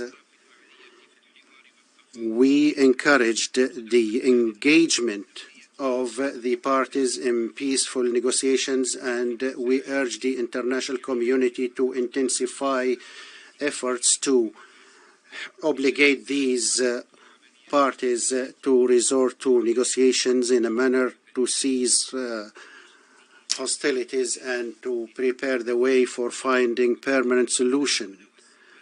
Given the fact that international peace and security are a whole, Tunisia calls for dealing with all just questions in one standard so that peoples can regain their legitimate rights in accordance with international legitimacy to build a more stable, more peaceful world. Thank you, Mr. President. I thank the distinguished representative of Tunisia, and now I give the floor to the distinguished representative of Rwanda. Thank you, Mr. President, for giving me the floor. Mr. President, Rwanda takes the floor to explain its position on the vote we just cast. Rwanda voted in favor of this resolution to firmly support that sovereignty, independence, and interior integrity of any country must be respected. We supported this resolution to reaffirm our commitment to the Charter of the United Nations. Mr. President, military escalation should cease immediately and go for peaceful settlement of the crisis. The Russian Federation and Ukraine have the key to resolve this conflict. The external intervention will only worsen the situation. Mr. President, we fully support international efforts to de-escalate the war, including the efforts of the Secretary General in solving the crisis. We urge all concerned parties to demonstrate calm and seek a solution to the conflict through dialogue to ensure that civilians do not continue to pay the heaviest price. A lasting solution, Mr. President, will only be achieved through dialogue by both parties, taking into account the concerns of both sides. The current war does not guarantee that it will bring peace. Instead, it's likely to generate subsequent crises and human suffering. Rwanda also expresses serious concern with the extent of humanitarian devastation and peace and security challenges caused by the conflict. We are also concerned by the reports that Africans are being racially segregated and denied safe exit and admission to neighboring countries. We call on all those who are involved to allow unhindered evacuation without looking at the color of origin of anyone. Mr. President, the founding principles of the United Nations Charter is to live peacefully with each other, uphold the sovereignty and territorial integrity of states while considering the security interests of other countries. Diplomatic options present the better solution to the sustainable peace. We call for open dialogue and negotiations in good faith. Finally, Mr. President, Rwanda calls for a sincere commitment to the United Nations Charter and international order. The ongoing crisis poses a severe threat to international peace and security. We encourage concerned parties to give a chance to peace. We wish to underline that a long-lasting solution to the current crisis primarily lands and is in the hands of both Ukraine and the Russian Federation. Dialogue is the only option to resolve the current crisis. I thank you, Mr. President. I thank the distinguished representative of Rwanda, and now I give the floor to the distinguished representative of China. Thank you, Mr. President. Mr. President, there continues to be dramatic changes of the situation in Ukraine. What is now unfolding is indeed heart-wrenching. China's basic position on the Ukraine issue is consistent and unequivocal. We always believe that all countries' sovereignty and territorial integrity should be respected, and that international disputes should be resolved peacefully in accordance with the purposes and principles of the UN Charter. The top priority right now is to ease the situation on the ground as much as possible and prevent the situation from escalating or even getting out of control. Russia and Ukraine have already held their first round of negotiations. Despite their differences, both sides have shown their willingness to continue the negotiations. China welcomes this. Faced with the highly complex and sensitive situation, China once again calls on the international community to stick to the overall direction of a political settlement and foster an enabling atmosphere and conditions for direct dialogue and negotiations between the parties concerned. Mr. President, any action taken by the United Nations and the relevant parties should give priority to regional peace and stability and the universal security of all parties, and should play a positive role for de-escalation and diplomatic solutions. Regrettably, the draft resolution submitted to this emergency special session for vote has not undergone full consultations with the whole membership, nor does it take into full consideration the history and the complexity of the current crisis. It does not highlight the importance of the principle of indivisible security, or the urgency of promoting political settlement and stepping up diplomatic efforts. These are not in line with China's consistent position. Therefore, we had no choice but to abstain in the voting.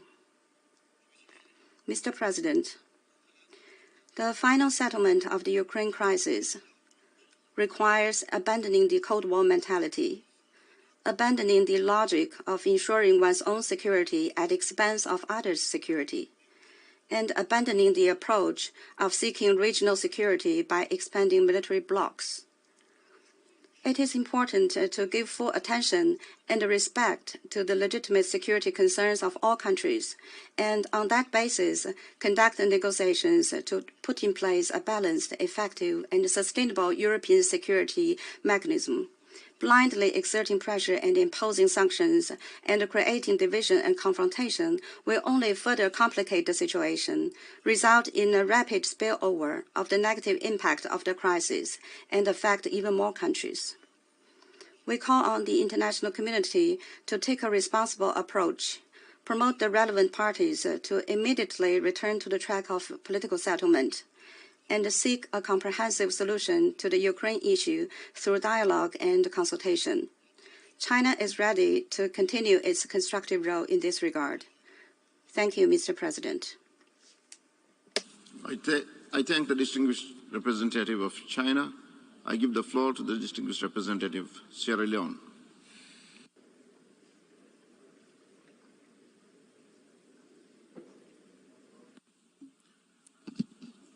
Mr. President, Secretary General, Excellencies, the delegation of Sierra Leone has requested for the floor to explain its position on the agenda item and vote on the resolution.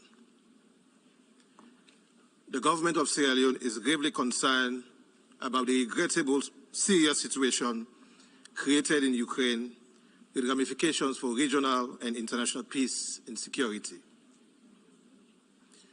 Sierra Leone also expresses serious concern over the growing refugee and humanitarian situation in and around Ukraine, and particularly the safety and well-being of Sierra Leonean students in Ukraine.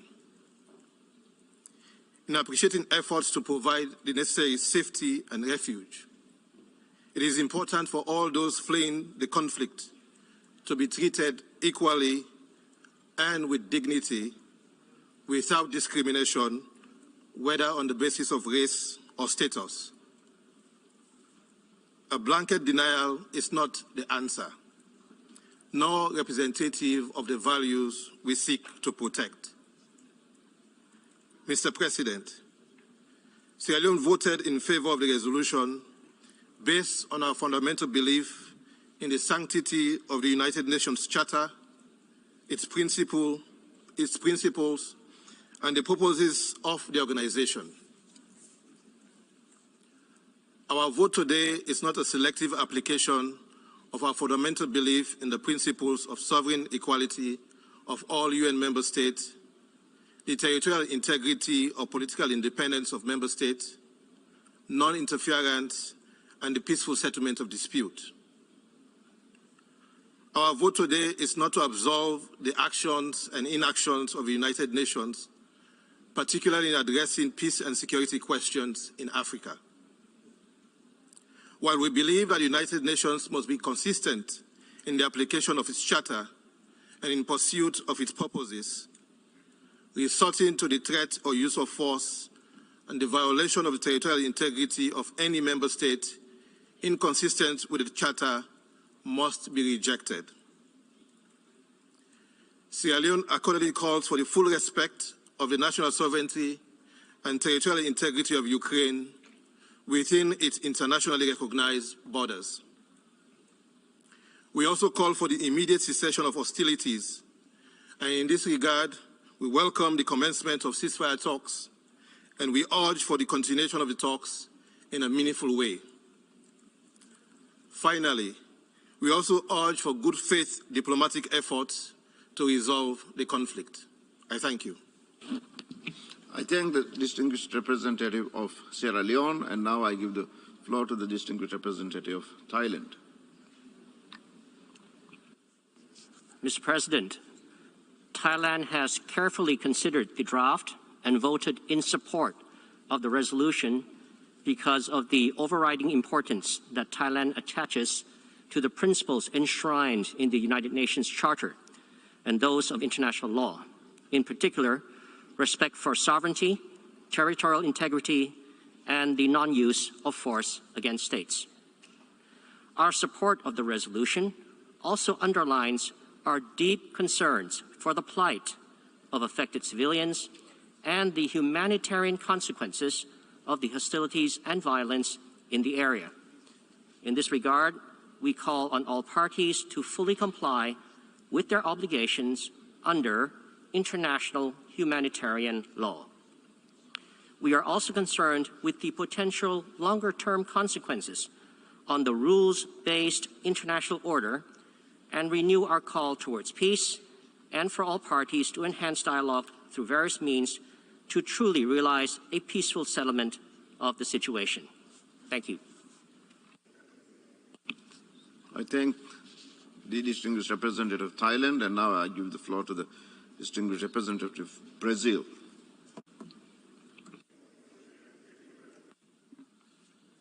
Mr. President, we recognize the exceptional circumstances we are all facing, and we share the conviction that the General Assembly could not remain silent. The resolution adopted this morning conveys a message, and Brazil has added its voice to that of other members.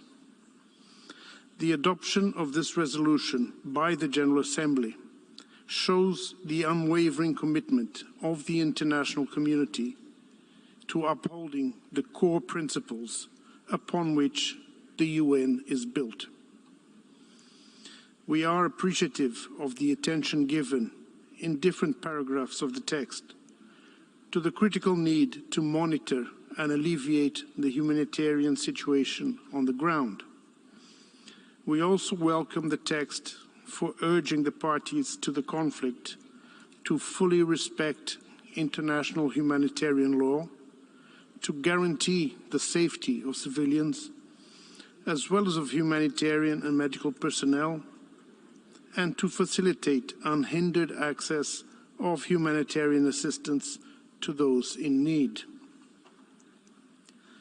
The resolution as adopted, however, does not go far enough in underscoring that the cessation of hostilities is only a first step to achieve peace. Sustainable peace needs additional steps. In this respect, it is regrettable that the supportive role of the United Nations, that the United Nations can and should play, has been left by the wayside in the eagerness to point fingers. Yes, the resolution is a call for peace by the international community, but peace requires more than the silence of guns and the withdrawal of troops. The path to peace requires comprehensive work on the security concerns of the parties. The only precondition should be an immediate ceasefire. Mr. President, the resolution cannot be seen as permissive towards the indiscriminate application of sanctions and the deployment of arms. These initiatives are not conducive to the proper resumption of a constructive diplomatic dialogue and risk further escalating tensions with unpredictable consequences to the region and beyond. We also have concerns about preambular paragraph 15. It is not constructive at this moment fraught with danger in this particular resolution to comment on military measures adopted by any specific nuclear power, be it the Russian Federation or the members of NATO.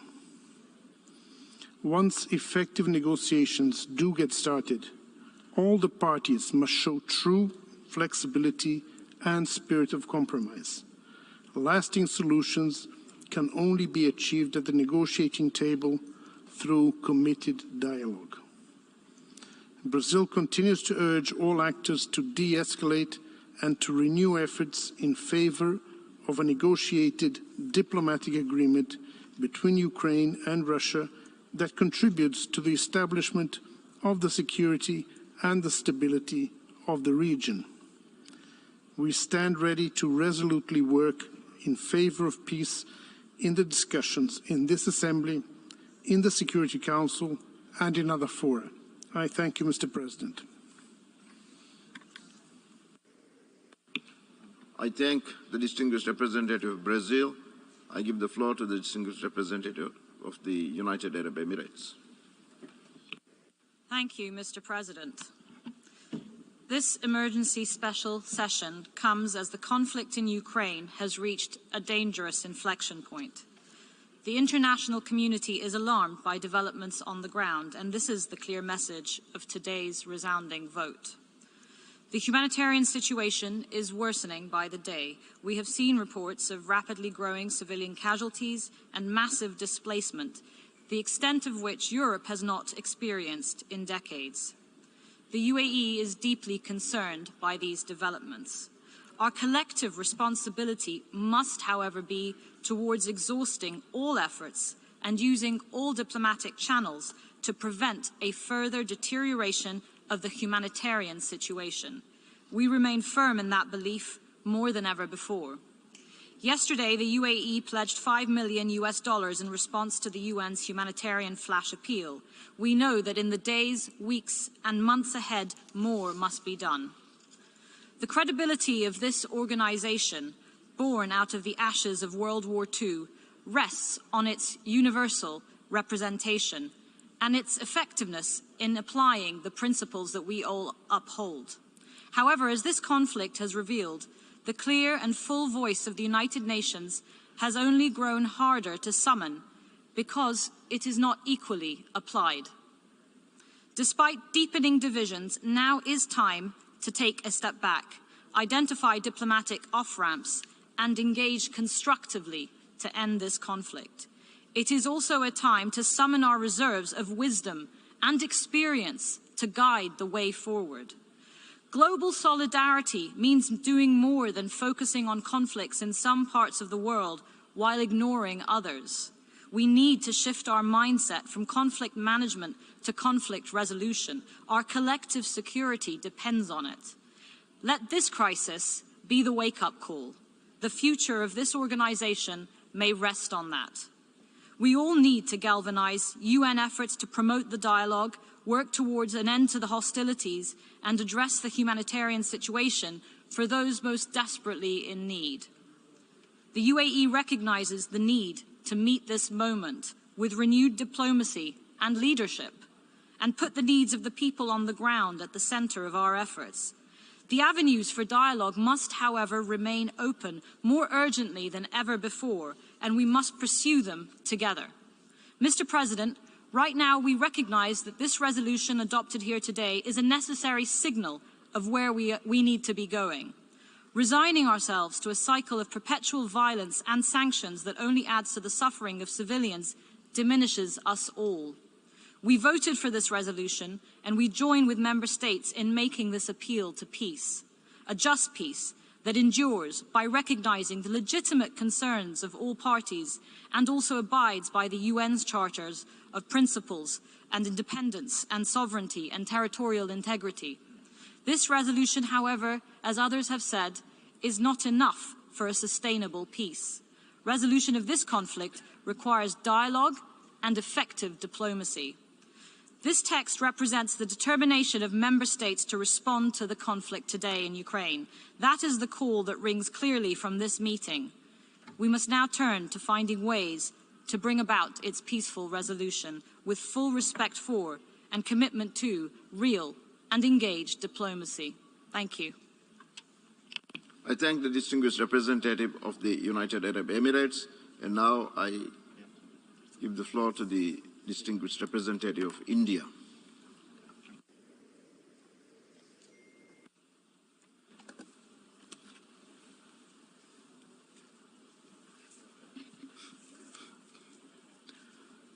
Thank you, Mr. President.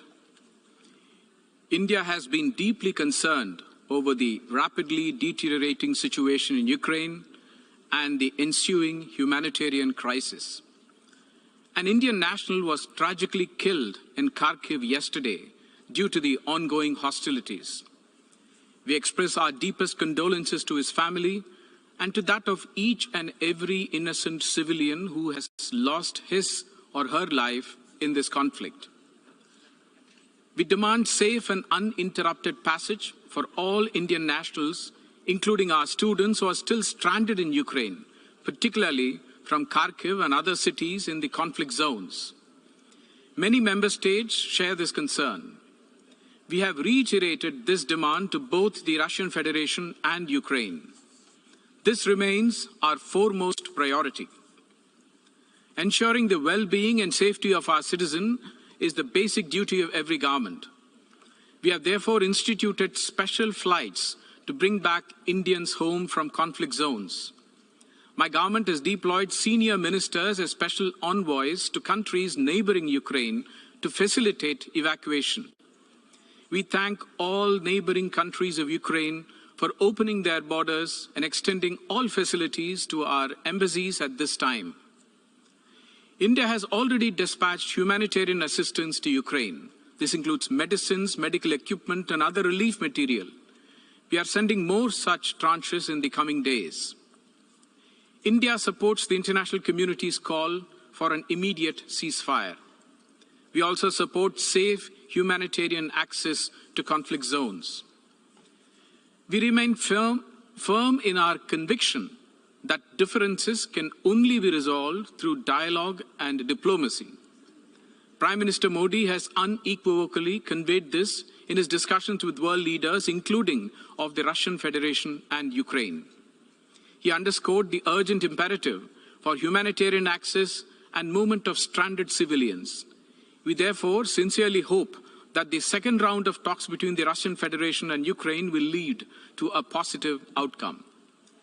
India urges that all member states demonstrate their commitment to the principles of the UN Charter, to international law, and respect of sovereignty and territorial integrity of all states.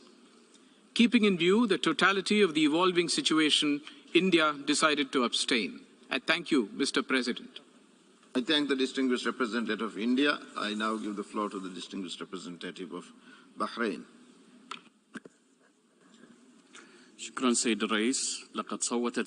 Thank you, President.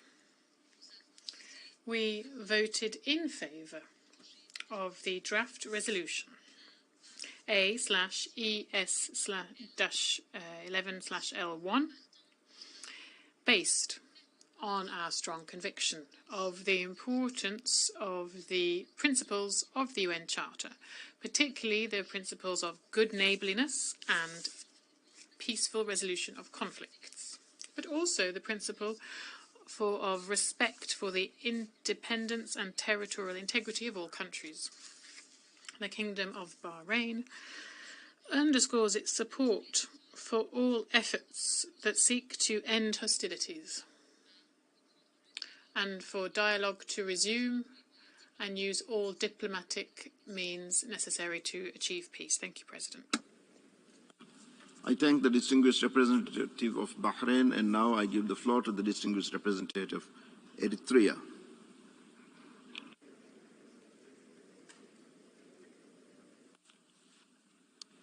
Thank you, Mr. President. Eritrea is taking the floor in explanation of vote after the vote on the draft resolution A/ES-11/L1.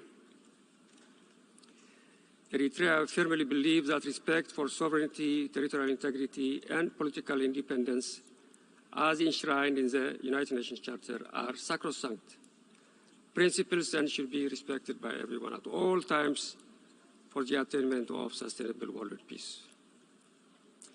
Eritrea's vote is demonstration of its uncompromising stand for peace.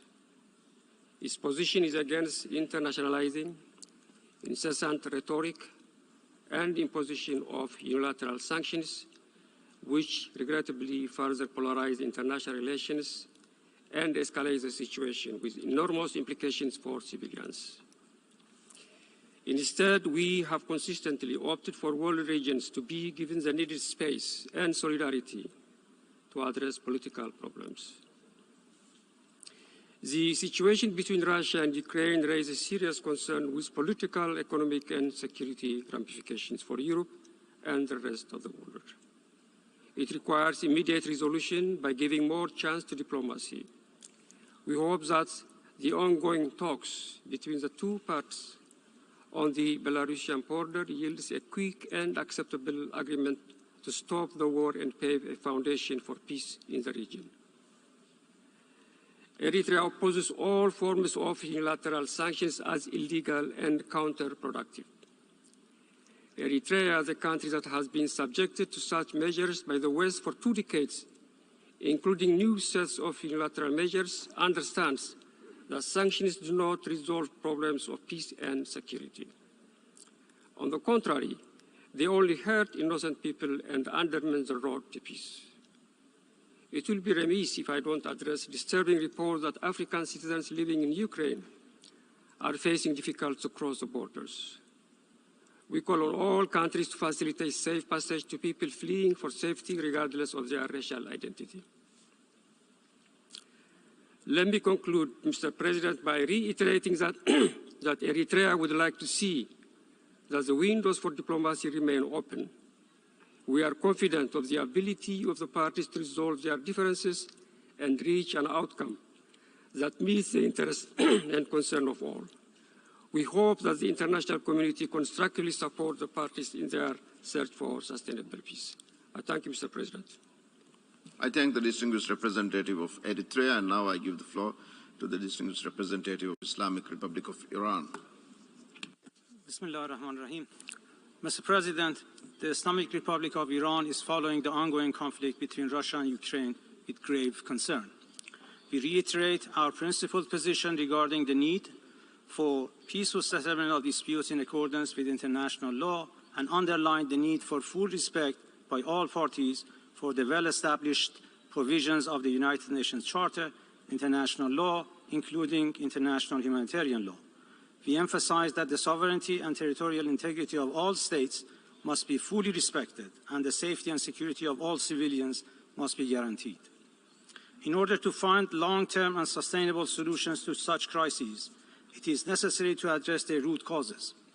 We note that the current complexities in the fragile region of Eastern Europe have been exacerbated by the provocative actions and decisions of the US and NATO. The security concerns of Russia must be respected. Wars and destructions inflicted on civilian lives and infrastructures are not acceptable, wherever they occur. The Islamic Republic of Iran calls for urgent cessation of hostilities and the escalation of tensions in the current conflict. In this regard, Iran underlines the essentiality of dialogue to address issues of concern to all sides, leading to long-term results. The UN must always avoid double standards, particularly when it's considering issues related to the maintenance of international peace and security. It is unfortunate to note that the UN, in particular the Security Council, has at times neglected this principle, which has undermined its credibility. A case in point is the Security Council's handling of the conflict in Yemen. Mr. President, we believe that the text of the resolution before the General Assembly lacks impartiality and realistic mechanisms for resolving the crisis through peaceful means. Furthermore, not all member states of the UN were given the opportunity to engage in negotiations on the text of the resolution. It should be emphasized that the General Assembly is not in a position to determine the existence of an act of aggression because, in addition to Article 39 of the Charter, GA Resolution 3314 of 14 December 1974 calls on the Security Council to determine the existence of an act of aggression. Moreover, convening the emergency special session based on the General Assembly Resolution 377A shall not be considered as the end of the dialogue. My government continues to call for a comprehensive, peaceful and sustained resolution to the current conflict, including an immediate ceasefire and a start of the dialogue, as well as provision of humanitarian assistance to the people in need. For the above-mentioned reasons, my delegation abstained from voting on the resolution. I thank you, Mr. President. I thank the distinguished representative of the Islamic Republic of Iran, and now I give the floor to the distinguished representative of Egypt. Thank you, Mr. President. Egypt would like to reiterate the following points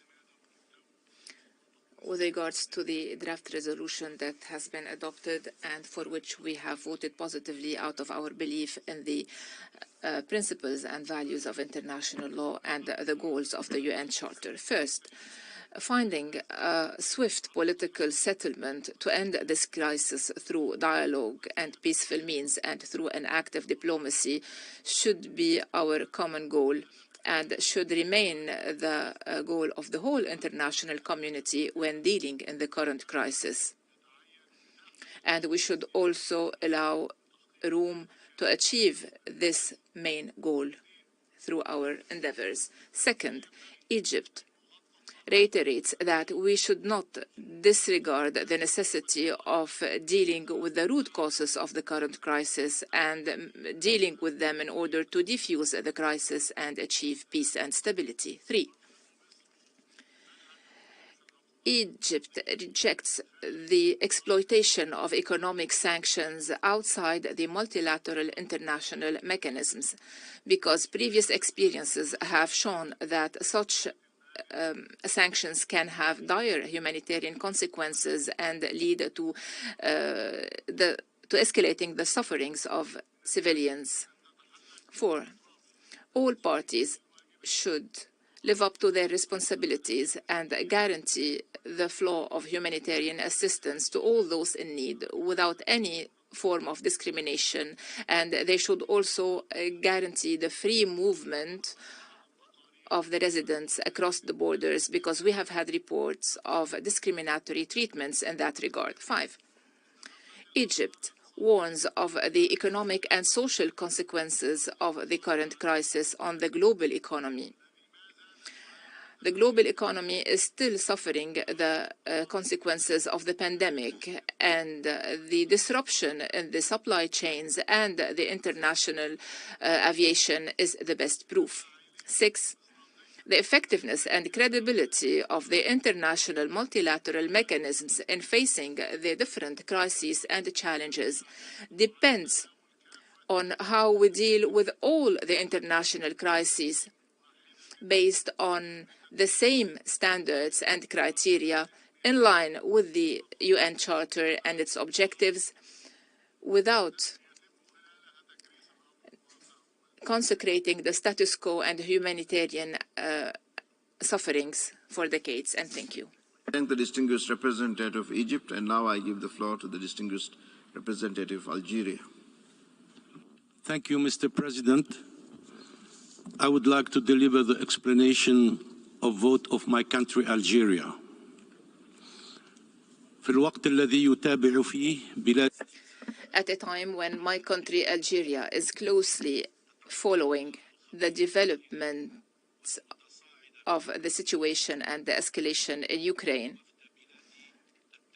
my delegation would like to emphasize once again that Algeria is committed to the principles and the objectives of the United Nations, which should remain the basis of international law and a cornerstone in international relations, especially the respect of the independence, sovereignty, and territorial integrity of the member states according to the international legitimacy and the right of people to self-determination. And in line with our positions calling for enhancing multilateralism and safeguarding it, and also in line with our commitment to developing amicable relationships among countries based on peaceful coexistence and the peaceful settlement of conflicts and the mutual respect of international commitments and security guarantees, my country, Algeria, can only join all the other efforts and diplomatic calls aiming at de-escalating the current situation and adopting dialogue in order to foster peaceful coexistence among nations to safeguard international peace and security. Thank you, Mr. President. I thank the distinguished representative of Algeria, and now I give the floor to the distinguished representative of United Republic of Tanzania.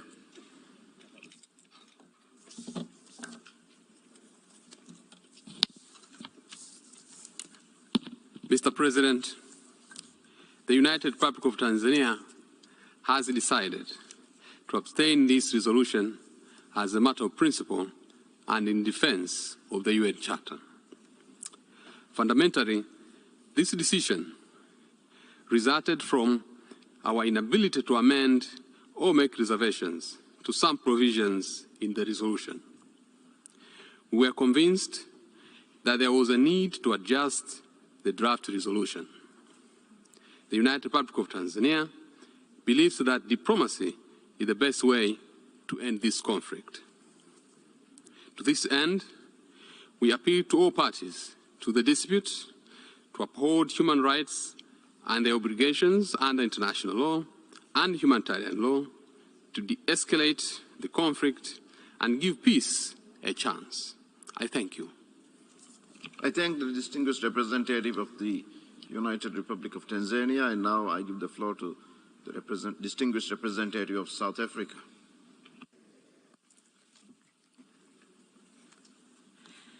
Thank you, Mr. President, and we thank you for giving us the opportunity to take the floor to elaborate on South Africa's decision to abstain on today's resolution. Mr. President, let me reiterate our position expressed during the discussions of the emergency special session over the last few days.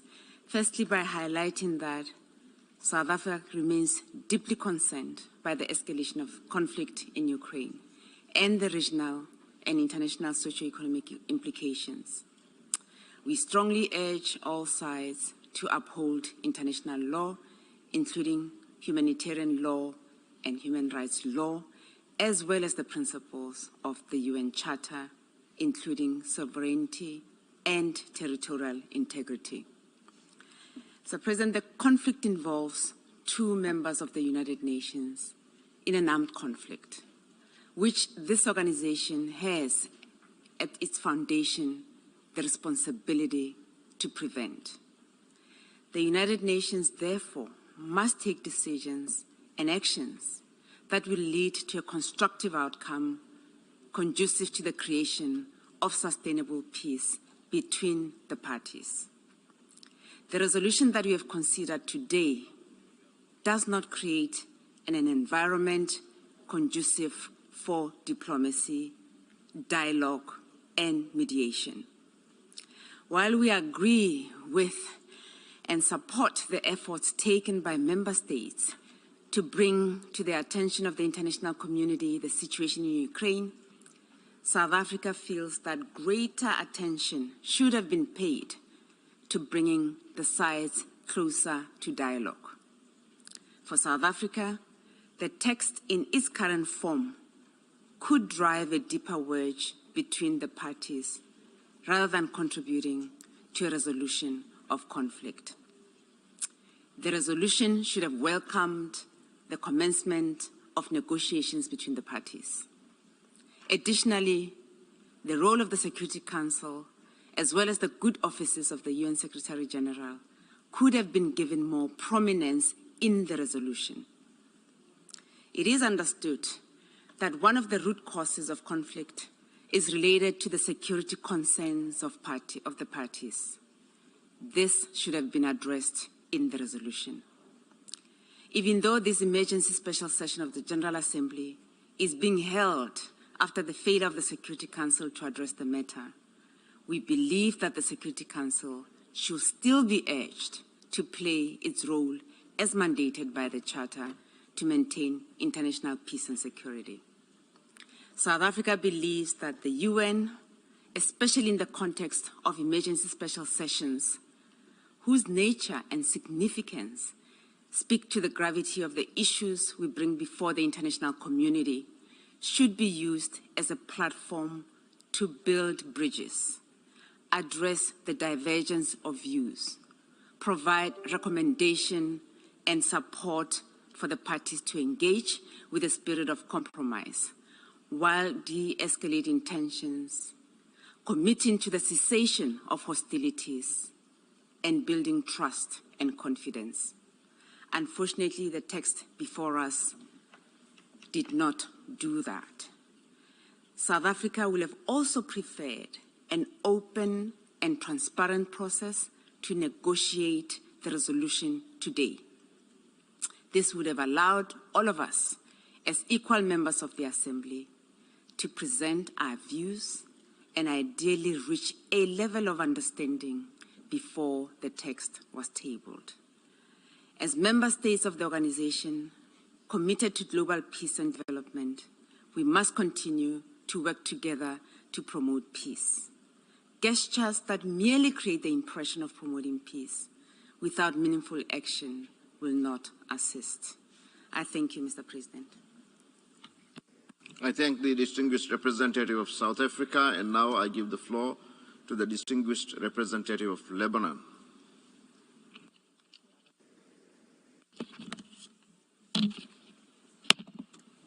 Thank you. Thank you, Mr. President. Lebanon voted yes on this resolution because Lebanon, a founding member of the United Nations, believes in the purposes and principles of the United Nations Charter, especially the prohibition of the threat or use of force in international relations, the principle of non-intervention, and the peaceful settlement of disputes. Mr. President, these are not merely slogans for Lebanon. We lived through invasions, occupation, intervention in Lebanon's internal affairs, and experienced devastation, loss, and pain that we are still enduring its consequences today. That's why our decision today was not taken lightly. We know what happens in wars, but we also know that wars happen not only when people fail to prevent them, but most importantly, when the voices of war drown the cries for peace. Lebanon, a peace-loving nation, enjoys a good relationship and friendships with all parties to this conflict, with Russia and Ukraine. And in this spirit, we call on everybody to go back to the logic of peace. Mr. President, yesterday, a European colleague told me he has never lived through war. I was happy for him. I lived through at least 2 invasions, a civil war, multiple assassinations, and explosions. That's why, Mr. President, I don't want anybody to live in what we lived through. It's time for diplomacy, for dialogue, and a peaceful resolution of this conflict.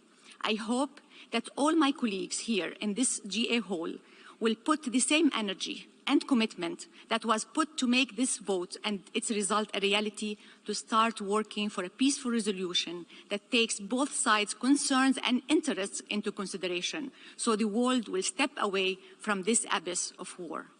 Mr. President, the preamble of the United Nations Charter tells us, quote, to unite our strength to maintain international peace and security. Now we need this unity. Unity for peace. The United Nations is well positioned to step up and step in to make this peace a reality. Now we need to stop the escalation in words and deeds and help both sides to take the path of peace for the sake not only the 2 sides, but for the sake of our world. Mr. President, we in the Middle East are very concerned about this war because of its impact on Europe, but also because we know from experience what happens in Europe does not stay in Europe. That the last 2 world wars left deep scars in our part of the world, obliterated countries and hopes, and we are still living its aftermath today. I hope, Mr. President, we all learn the lessons of the last wars, and I hope that from this moment we start working only for peace. Peace in our time, peace in all time, as a former president of the United States said. Mr. President, I agree with Albert Camus in his speech upon receiving the Nobel Peace Prize in Literature in 1957, that probably, and as a quote, every generation sees itself as charged with remaking the world. Mine, however, knows that it will not remake the world, but its task is perhaps even greater, for it consists in keeping the world from destroying itself. This is the same responsibility bestowed on us as the Charter instructed us to save succeeding generations from the scourge of war. I thank you, Mr. President. I thank the distinguished representative of Lebanon, and now I give the floor to the distinguished representative of Malaysia. Mr. President, as a member of the family of nations, Malaysia is committed to the principles and purposes of the Charter of the United Nations and the ideals it espouses. We reiterate the inviolability of the fundamental principles of territorial integrity and sovereignty of a country, and peaceful settlement of disputes in the maintenance of international peace and security, as well as global prosperity. All parties must uphold these fundamental and sacrosanct principles of the UN Charter and international law that guide the conduct of friendly relations between nations and peaceful coexistence. Many will agree that the resolution before us is far from perfect. While my delegation continues to have concerns with some of the language contained in the resolution, Malaysia voted in favor of it as a matter of principle and out of our strong conviction of the aforementioned principles. Mr. President, Malaysia values its strong and close relation with Ukraine and Russia. We believe the differences and legitimate security concerns of both parties, given the complex geopolitical context, must be addressed through dialogue and peaceful means in accordance with the principles of the UN Charter and rule of law. In this context, we welcome the direct talks held between Russia and Ukraine in Belarus and urge both sides to continue on the peaceful path to prevent further loss of life and destruction. From the vivid discussion at this emergency special session, what stood out glaringly to us as was an overwhelming desire for the current conflict to be peacefully resolved. The Assembly has spoken with a clear and fervent voice on the matter today. Now, more than ever, the Security Council has to live up to its primary responsibility as the custodian of international peace and security. Malaysia calls on the Security Council to spare no effort in resolving this conflict. Mr. President, the future of humanity is at a precipice. Humanity must prevail, and peace is the only answer. Thank you. I thank the distinguished representative of Malaysia. Now I give the floor to the distinguished representative of Nepal.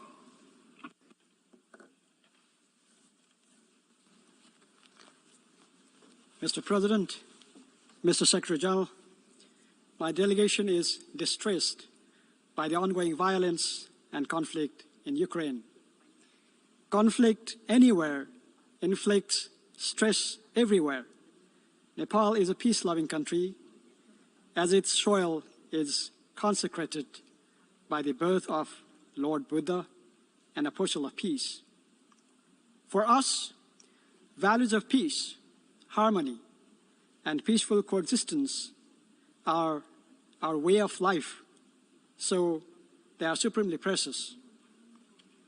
Norms of world peace, respect for sovereignty, territorial integrity, and non-aggression as enshrined in the UN Charter are the fundamentals of our foreign policy.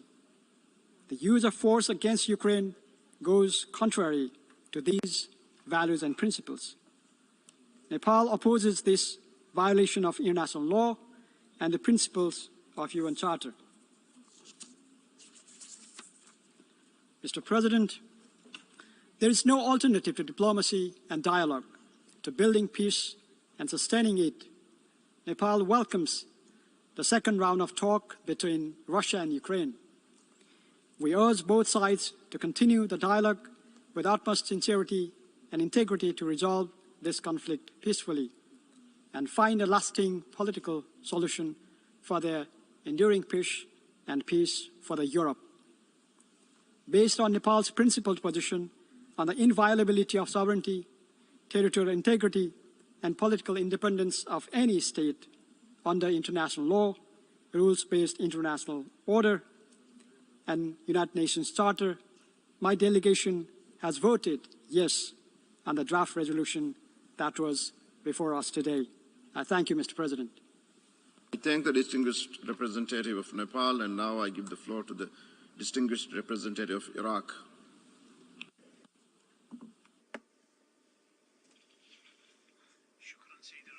Thank you, Mr. President. We have requested the floor to justify our vote.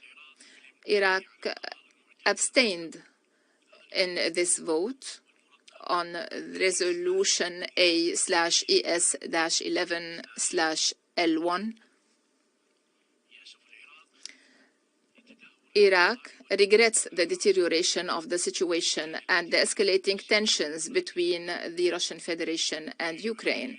And Iraq calls upon all parties to settle this conflict by giving priority to dialogue and through the diplomatic means. And we invite them to go back to negotiations in order to solve their concerns and in order to safeguard international peace and security, and not to threaten the world with economic and political crises resulting from this situation. Iraq expresses its grave concern over the possibility for the terrorists of exploiting this crisis and the expected division in the international community. This would hinder the international efforts and our joint endeavors aiming at preventing terrorism and violent extremism. Iraq has decided to abstain because of our historical background in Iraq and because of our sufferings resulting from the continuing wars against our peoples. Iraq, and in principle, does not support wars as a settlement mechanism.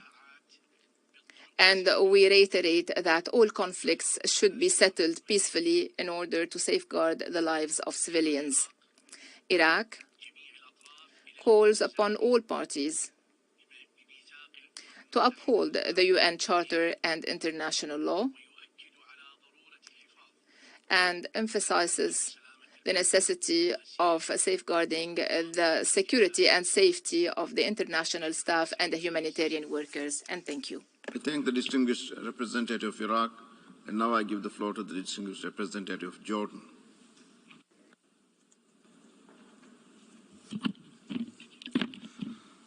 شكرا السيد الرئيس. Thank you, Mr. President. Jordan has voted for the draft resolution that has been adopted in order to emphasize the sovereignty of states and their territorial integrity and political independence, and because we believe that force should not be used in international relations because it goes against the provisions of international law and the UN Charter. Jordan hopes that we will be de-escalating tensions in order to reach a peaceful settlement of this conflict, and that both parties will sit together on the negotiation table in order to reach such a peaceful settlement. We also hope that international efforts will be intensified on both the political and diplomatic levels to assist the parties to end this crisis, and in order to avoid the dire consequences that have risen and could arise out of this conflict. And we would like to reiterate that all parties, and I insist all parties, should respect the international humanitarian law, human rights, and the international refuge law without any discrimination. To conclude, Jordan would like to remind of the necessity of respecting the international law provisions and the UN Charter, whereas force should not be used against other countries and peoples, and should not be used against the right to self-determination, and that a single standard should be implemented regardless of the region concerned and without any discrimination in implementing international criteria and standards. And we hope that this would lead to an effective dialogue inside the organization in order to implement this approach and to assess the current approach and to reach our common goal. Thank you, Mr. President. Thank the distinguished representative of Jordan. We have heard the last speaker in explanations of vote after the vote. We will now hear statements after the adoption of the resolution. And now I give the floor to the distinguished representative of the European Union. Mr. President, Mr. Secretary General, dear colleagues, last week the UN Security Council was prevented to act against Russia's unprovoked and unjustified military aggression on Ukraine because of one isolated vote, that of the Russian Federation. Immediately after that, we initiated work to ensure that this body, where the countries of the world can all speak up, lives up to its responsibility. Over the past few days, the European Union has worked hand in hand with Ukraine and countries from all parts of the world to prepare the resolution just adopted. We thank all countries that have supported it. The decision is clear. The world has spoken. The Russian government must immediately stop the aggression, withdraw its troops, and abide by the rules of the UN Charter. It applies to all equally. Over the past days, the brutality of Russia's invasion, with the complicity of Belarus, has reached unimaginable levels, with indiscriminate attacks against Ukrainian cities causing death and destruction among civilians in complete disregard of international law. Distinguished colleagues and friends, this is not just about Ukraine. This is not just about Europe. This is about defending an international order based on rules we have all signed up to, the sovereign equality of all states, large and small. This is about whether we choose tanks and missiles or dialogue and diplomacy. Today's historic vote clearly shows Russia's isolation from the rest of the international community. By voting overwhelmingly in favor of the resolution, we have chosen to defend peace where Russia has chosen brutal aggression. We have chosen to defend this organization and its charter where Russia has violated the fundamentals of both. Russia stands increasingly alone. The European Union and the world stand with the Ukrainian people. Thank you very much. I thank the distinguished representative of the European Union, and now I give the floor to the distinguished representative of Denmark on behalf of the Nordic and Baltic countries. Mr. President, I have the honor to speak on behalf of the 8 Nordic Baltic countries, Estonia, Finland, Iceland, Latvia, Lithuania, Norway, Sweden, and my own country, Denmark. Mr. President, from all corners of the world we have come together to send a resounding yes to uphold international law and the UN Charter, a resounding yes to the principle of the sovereign equality of all UN member states, a resounding yes to the need to respect the territorial integrity, sovereignty and political independence of all UN member states, a resounding message to Ukraine and all Ukrainians. In the words of a colleague who spoke yesterday, you are not alone. We stand with you today, tomorrow, and until peace prevails and Ukraine's sovereignty, independence and territorial integrity are fully restored and respected. We have also sent a clear message to Russia and to Belarus. Stop the aggression now.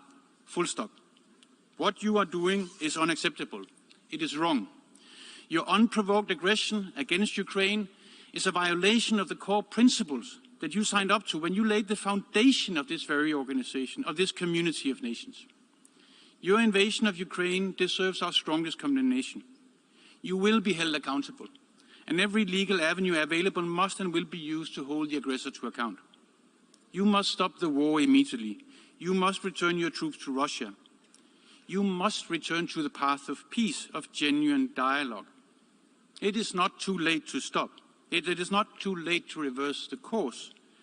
It is not too late for you to return to this community where we believe, with all our faults and imperfections, in the principle of the sovereign equality of all.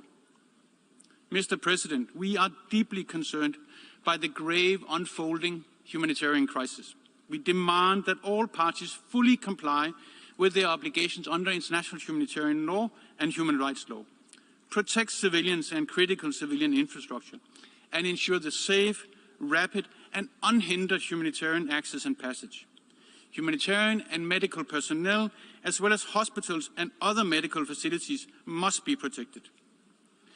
Mr. President, thousands of civilians have been killed, more have been injured, and close to 1 million innocent civilians have been forced to flee across borders.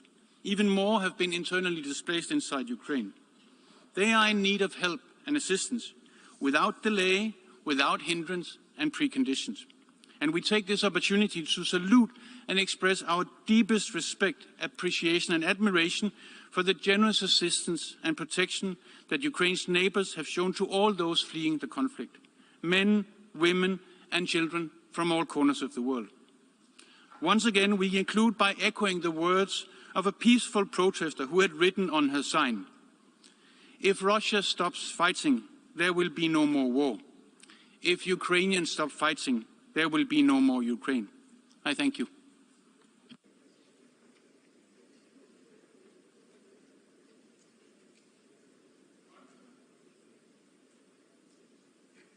I thank the distinguished representative of Denmark.